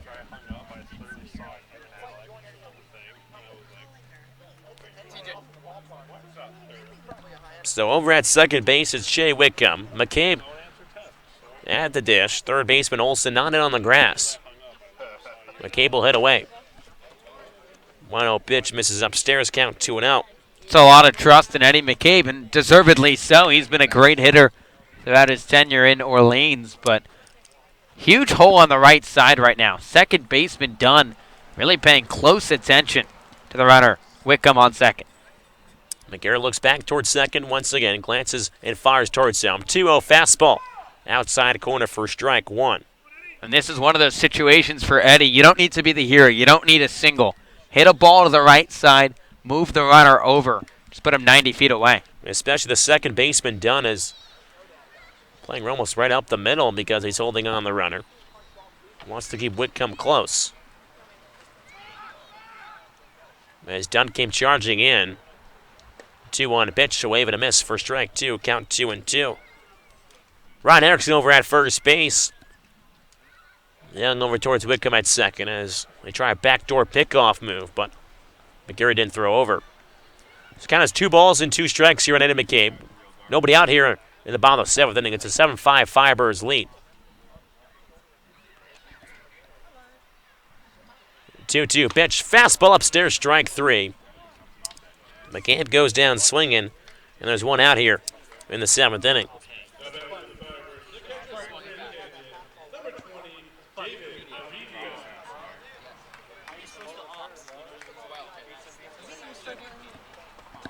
So Chad Gassman will come out to the hill as McGarry looks like his evening will end here. So he'll go 2 1/3 innings, and he'll be responsible for Shea Whitcomb over at second base. Pitching change underway here in the bottom of the 7th inning from Eldridge Park. It's the Firebirds 7, Harbor Hawks 5. We'll be right back. Listen to Firebirds Baseball on the Birds Broadcast Network.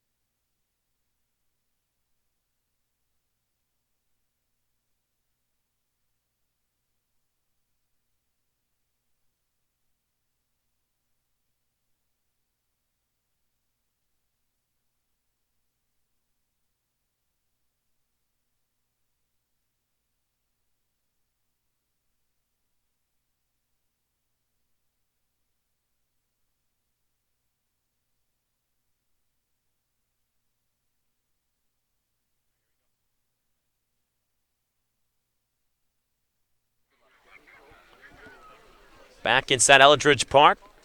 In the bottom half of the 7th inning, it's the Firebirds 7, Harbor Hawks 5. His new pitcher on the hill is Jonas Scalara, the southpaw from Florida State. So McGarry right now, 2 innings, no hits, no runs, no earned, 2 walks, and 3 strikeouts. He's responsible for the runner on second base, and Shea Whitcomb. David Avitia from the right side, first pitch outside corner for strike 1. Avitia came in as a defensive sub for Rob Emery last half inning. Big spot here for Avitia with just 1 out. Want to try to buy some insurance here late in this ball game. 0-1 to Avitia, curveball. Catches the knees on the inside corner, 0-2. Scolaro out of Florida State. Of course, Mike Martin is the last year of coaching for the Seminoles. They made it all the way to Omaha after being one of the last teams in the tournament. Count 0-2 on Avitia. Scolaro comes set from the chest. Looks back, going to ship Whitcomb at second. The 0-2 to Avitia. Curveball cut on a miss for strike 3. And Avitia goes down swinging, so back-to-back punch-outs worked by this Harbor Hawks bullpen after McGarry was taken out. So it's now the 9-0 hitter, Zach Daniels, the right fielder, who has so far probably had his best game on Cape Cod. Trying to deliver a key hit here for the Firebirds. He has singled and scored twice, 1 in the 2nd, 1 in the 4th, and struck out in the 5th. Here in the 7th, has an RBI opportunity. 2 outs, though, with Whitcomb off a second.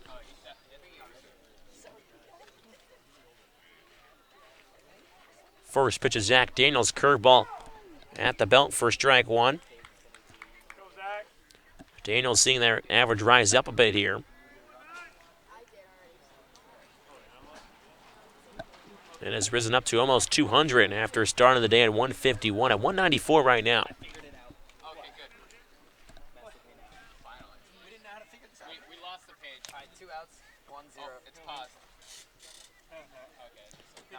Oh, 1 to Daniels. Pitch Runs up and out of the zone. Count 1-1 on Daniels.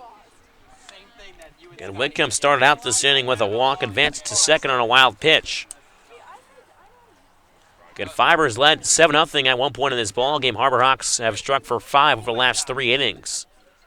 Made it interesting here. At one point, had the go-ahead run at first last inning. 1-1 to Daniels. Curveball at the knees on the back door. Daniels doesn't like the call as he takes a glance back to open umpire Tom Carey. 1 ball, 2 strikes here on Zach Daniels with 2 outs here in the bottom of 7th. Wickham off a second. 7-5 Firebirds lead.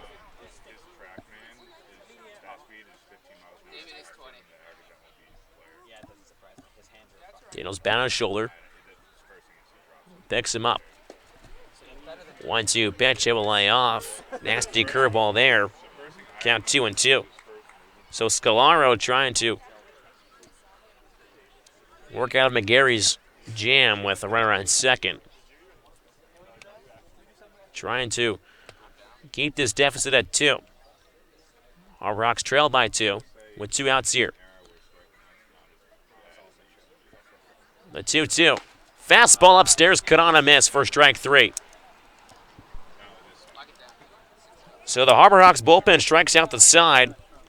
McGarry struck out McCabe, and then Scalaro comes in and strikes out Avitia and Daniels. And the Firebirds leave a runner and show it come over at second base after 7. It's the Firebirds 7, the Harbor Hawks 5. Listen to Firebirds Baseball on the Birds Broadcast Network.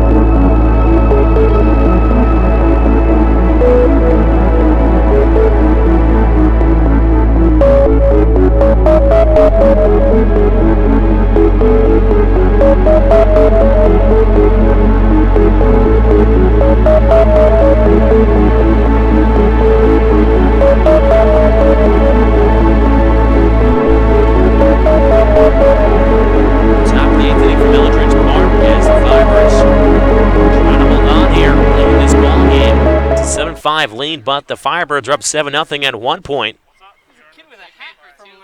But the Harbor Hawks scored 1 in the 5th, 1 in the 6th, and 3 in the 7th. They left a couple runners on. Left the bases loaded in the 7th.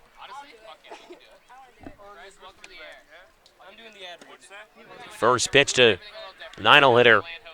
Adam Hackenberg misses for ball 1.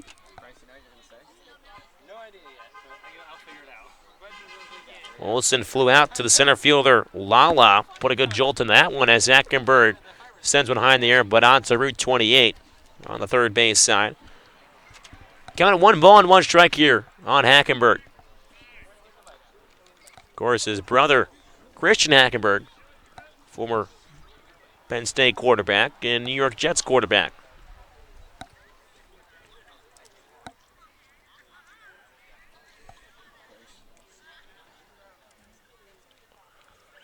From the windup from Garcia, 1-1 fastball above the letters for ball 2, count 2-1.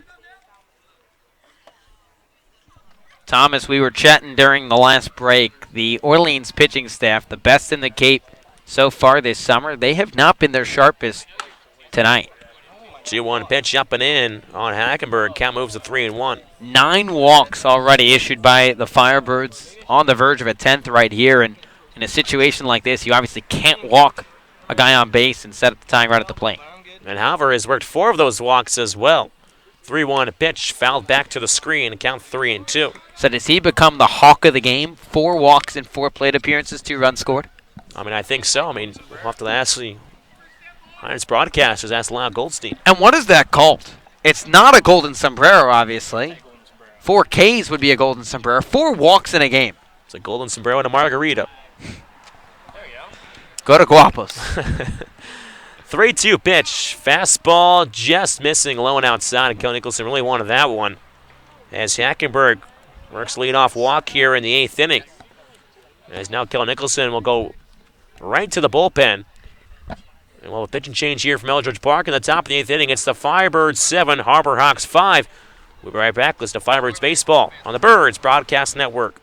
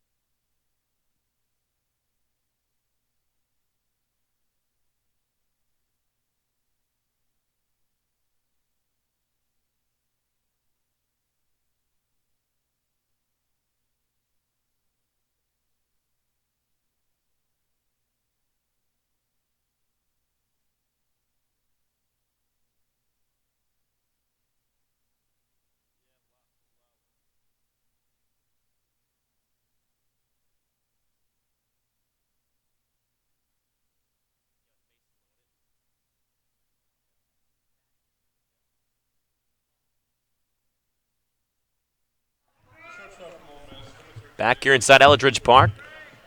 In the top of the 8th inning. No outs here. And over at first base, Adam Hackenberg worked to walk. Nick Garcia's evening is done. Pitched 2/3 of an inning.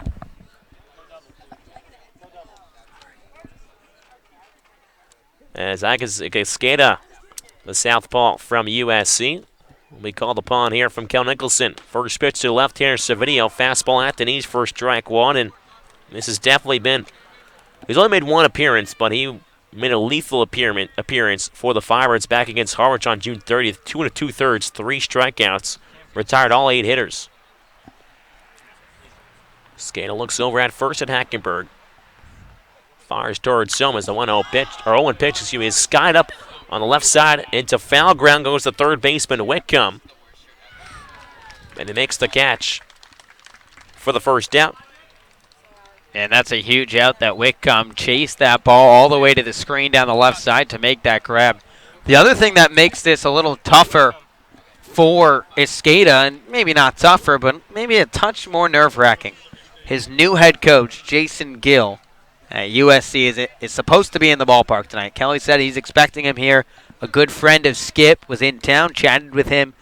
He took Isaac out to lunch. They had a good time, of course, and now he gets to see Escada pitch for the first time in front of his eyes. How about that? Cape League coming full swing here as Brownie Jordan, the center fielder from the right side, grounds him right back to Escada. Escada throws on the shortstop. McCabe comes across the bag, over to first. Scoop job by Ray Gill once again. Picking machine over at first base. It's a 1-6-3 double play. And that is how the 8th inning will end here at Eldridge Park. As it's the Firebirds 7, Harbor Hawks 5. After 7.5, we're going to send over to Bryce Johnson for some more. Bryce? Oh, thanks, guys. It's fantastic to be talking here.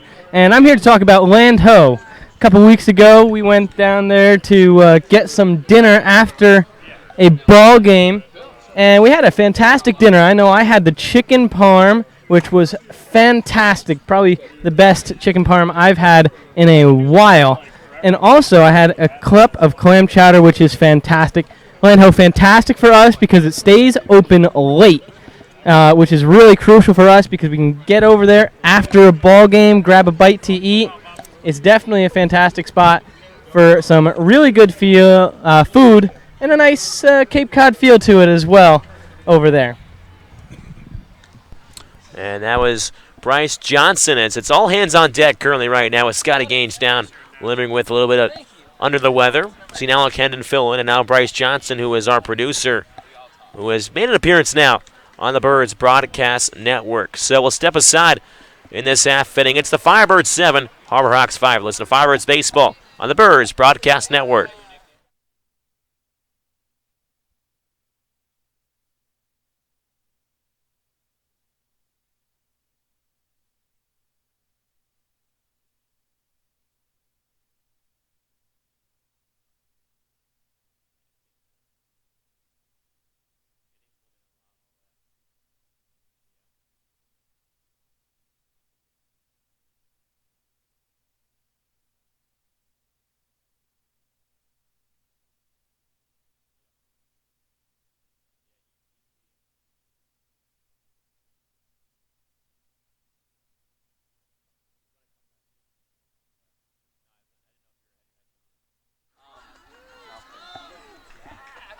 Bottom half of the 8th inning from Eldridge Park. It's the Firebirds 7, Harbor Hawks 5.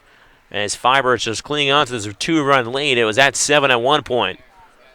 As Scalaro is back on the bump to face the 1-2-3 hitters in this Firebirds lineup. Jordan Lala from the left side to face the left-hander Scalaro. Two Florida guys going at each other. Scalaro out of Florida State. Lala of Miami takes a first pitch fastball up and in for ball 1. And Jordan Lala might have one of the biggest plays of the game so far. He tracked down a well-hit ball in center field in that 7th inning from Jackson Olsen with the bases loaded in 2 outs with the go-ahead run over at first. 1-0 pitch is Scott out towards shallow left field. Shortstop going out. Servadio calls off Halver and it catches the ball just in front of the foul line on the third base side for out number 1.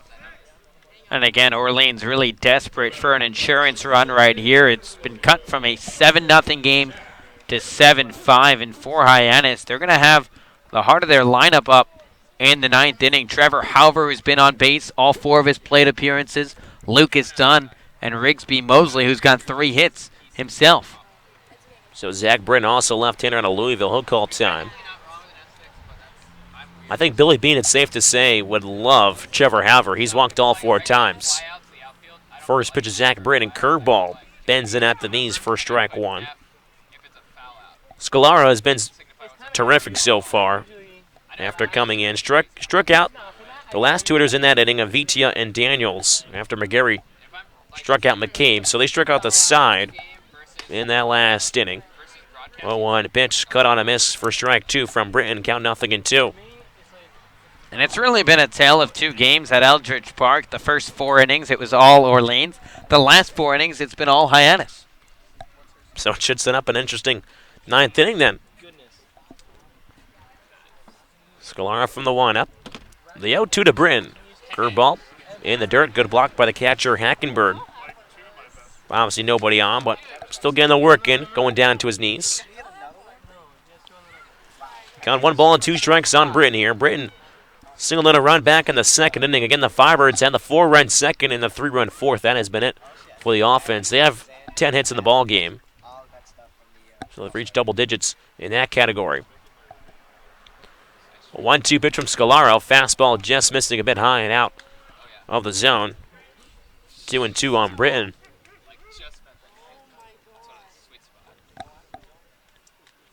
Britton steps out from the left side, taps home plate twice. There's nobody on and one out here in the bottom of the 8th inning. 7-5 Firebirds lead. The 2-2 coming. Curveball. Moving the shoulder out of the way as Britton takes ball 3. Up and in. And if you're Zach Britton, you might even try and lean into one and get on base. If Orleans gets a base runner, you could pinch run for him. He's in the DH spot. Maybe use Zach Goodhart off the bench. He's got that elbow guard too. Why not bend it in there? 3-2 coming to Britton. Sends one hard on the ground towards the second baseman. Dunn scoots over to his right. Set on throw over to first base. And the well-running Zach Britton is retired for the second out. And you really got to give a lot of credit to Hyannis. Shy of that sloppy second inning, they've really cleaned things up defensively. They've limited walks since that point in the ball game. The Firebirds, that 3-run frame later on, but got to give a lot of credit to Hyannis. They've kept Orleans off balance on the mound. They've gotten just ways to claw back runs. It hasn't always been pretty, but Harbor Hawks battling back. They for sure have. First pitch of Trani, he's swinging, a wave and a miss for strike 1. Trani has a pair of singles and an RBI added to his name. Popped out and struck out the other 2 times. So his 5th appearance here in the 8th inning with 2 down and nobody on as the Firebirds lead by 2 over the Harbor Hawks. 0-1 to Trani. Right on it, but fouls it back behind the bleachers on the first base side above the hill. Count 0-2 on Triani. Trani's average, again, one of the best in the Cape. It's currently risen from 339 at the beginning of this game to 351. Depends on this AB what it will do after. 0-2 to Trani. Curveball chops it on the third base side. Coming in is the pitcher. Now the catcher, Hackenberg, fields, and Trani hustling, bustling down the line. He's in easily. And this is almost turning into a meme at this point, just the way that Max Troiani, it's an infield single machine. Oh. He is a singles machine. He hustles out of the box every play. He makes contact, just finds different ways to get on. Any way to do it, almost like the opposite of Trevor Halver. Trevor Halver walks on, Trani singles aboard.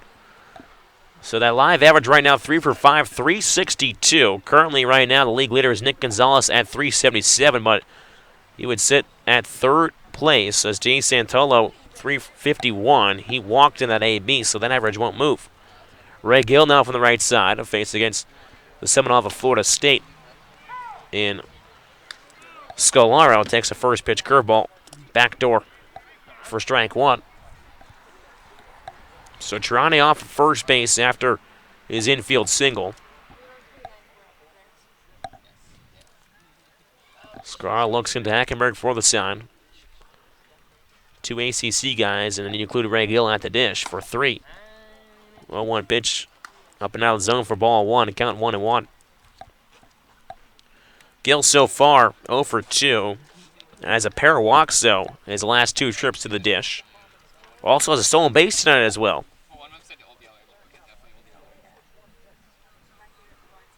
Scolaro. 2 outs in this inning. The 1-1. Gill checks swing and checks it up the line. Almost to the first base coach's box towards Ryan Erickson. Count 1-2. Again, 2 outs here in the bottom of the 8th inning. 7-5 Firebirds lead. As the Harbor Hawks have made a nice comeback as of late. After the Firebirds led 7-0 at one point after 4. 1 run in the 5th, 1 run in the 6th, 3 in the 7th. Has brought the Harbor Hawks within reach. Firebirds trying to add an insurance run here with Trani off at first and 2 down. Sklar looks at Trani, fires towards him, 1-2 curveball. Runs up and out of the zone, count 2-2. Ray Gill's come up in big spots this year for the Firebirds, going back to the walk-off home run. But also provides some nice insurance in Harwich a few nights back. That was win number 2 of this current 4-game winning streak. Trying to win 5 here. Sklar comes set at the belt. The 2-2, Trani running towards second base. Swung and a miss, strike 3. And Gill goes down swinging to end things here in the 8th. Innings have come and gone from Eldridge Park. It's the Firebirds 7, Harbor Hawks 5. Listen to Firebirds Baseball on the Birds Broadcast Network.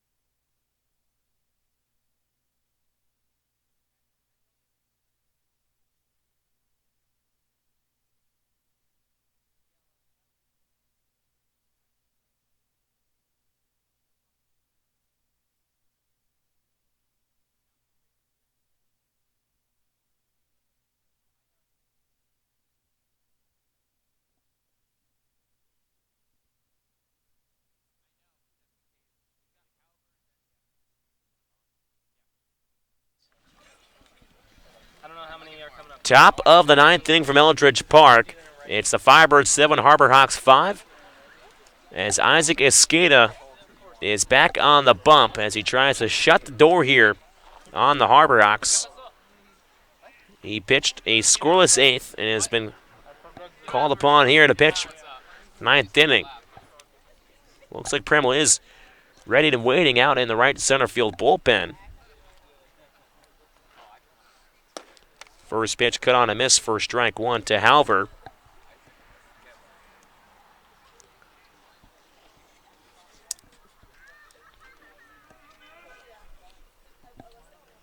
Nothing in 1 as Escada works from the windup. 0-1. Misses outside for ball 1. Count 1 ball and 1 strike. Escada takes a deep breath. To the left-hander Halver. The 1-1. Pitch just misses outside. Count 2-1 as Evitia trying a nice frame job there. Kokoska is in left field for Troiani. Defensive substitution. There's Escada. The 2-1 to Halver. Fastball scut up in the air, but it will cross Route 28 on the third base side. Count 2-2.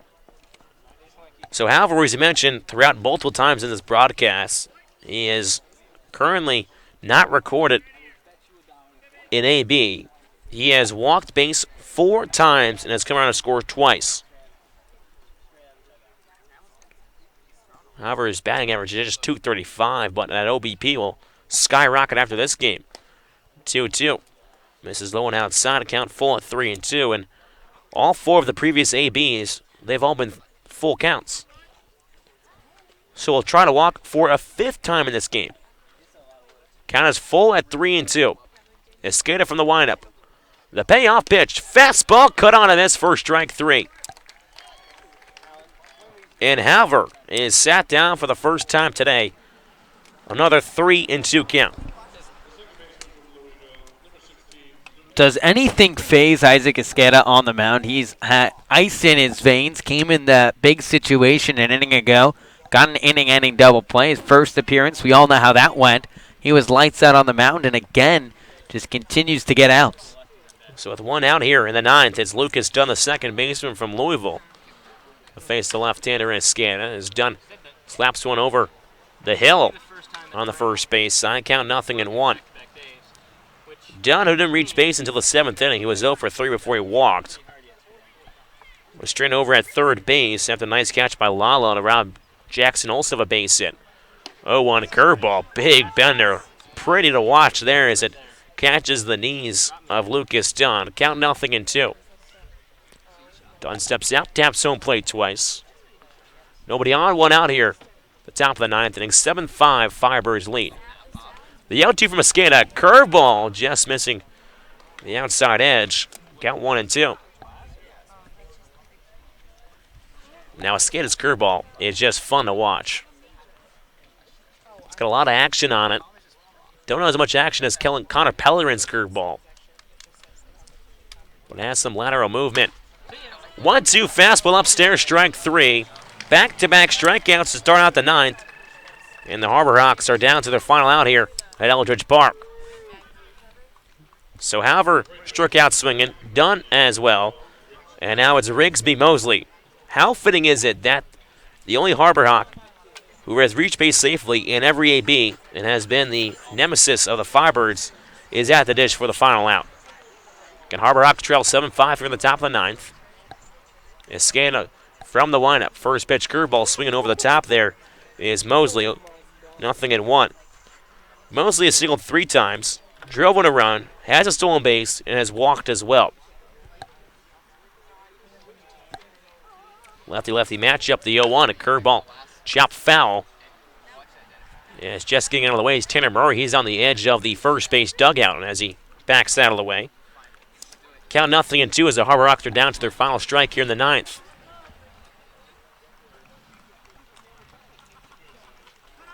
Again, 7-5 Firebirds lead. Nobody on, 2 outs here. The 0-2 from Escada. Fastball just misses outside to count 1-2. As A crowd that's over 3,000 here today, 3,300. All that is left here, try to get on their feet and clap their hands. A skater from the windup once more. The 1-2 pitch. Curveball is hammered, but well early on it. Fouls it back to the netting on the first base side. Count 1-2 on Mosley. And you mentioned it would be fitting if Mosley was the last guy to go down, but how fitting is this at-bat right now from Mosley? Ripping a bunch of balls, very hard, staying in the at-bat, trying to extend this game for a team that has fought back all night. He will not go down without a fight. A 1-2 for a skater. Hits one on Weekly on the left side of the infield. Third baseman Wickham fields it, throw across the diamond. Just in time, in the nick of time, as Mosley is retired also for the first time tonight. As the Firebirds able to close out here at Eldridge Park, making now 5 in a row for the Firebirds, as they defeat the Harbor Hawks by a final score of 7-5. Wow, boy did Orleans hold on. This was a game that was split in two. The Firebirds a 7-0 lead after the first 4 innings. Then you got to give the Harbor Hawks a lot of credit. They scored 5 unanswered runs, innings 5 through 7. But how about Isaac Escada? Comes out of the bullpen in a tough situation in the 8th, gets an inning-ending double play after a quick pop-out, and then pitches a scoreless 9th where he looks sharp. And Kelly Nicholson and his Orleans Firebird squad continue to ascend across the Cape Cod Baseball League. 11-4-2, 24 points. The best team in the Cape. Hyannis continues to struggle, but a lot of positives for the Harbor Hawks to take from this ball game. And Orleans, if you just got to really throw the second half out. You just take what you did in the first half. You got some good wins as Orleans continues to celebrate on the field with the high fives, and it's a good day to be an Orleans Firebird. And you know what they say, Thomas? The birds are hot. The birds are hot. As I say, it's always a great day to be a Friar. It's always a great day to be a Firebird. As you mentioned, now 5 in a row. The birds are just cooking as they will continue to do so, as our silent reporter Alec Hendon is now with Zach Daniels here on the bird's eye view of this post-game show. Alec? Thanks, Thomas. So great game at the plate for Zach Daniels as the Firebirds come away with a 7-5 victory for the 5th straight game. Zach, you had the big hit early in the 4-run second inning, then scored another run on your base hit earlier. What were you doing so well at the plate tonight? I'm just trying to see the ball down and stay within myself. Now, you guys as a team just obviously have hit the ball well a lot this last recent run, and tonight you picked up the pitchers when they were a little wild today. How does that just talk about how you guys as a team were so effective? As a whole, we've been taking a lot of good swings, just mainly hitting it hard right at people, and tonight they're just starting to fall. Now, 5 straight victories, 8 straight games with a point. How does it just feel right now to be a Bird at the moment? It feels really good, really good. Thanks, Zach. Have a good night, man. Thank you. Back to you, Thomas.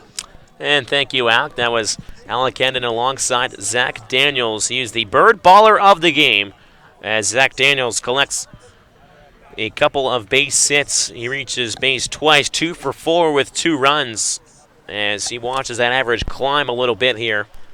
Another guy to watch that average climb, Max Trogani. He's going to join us in just a few seconds. Trogani, 3 for 5 with an RBI.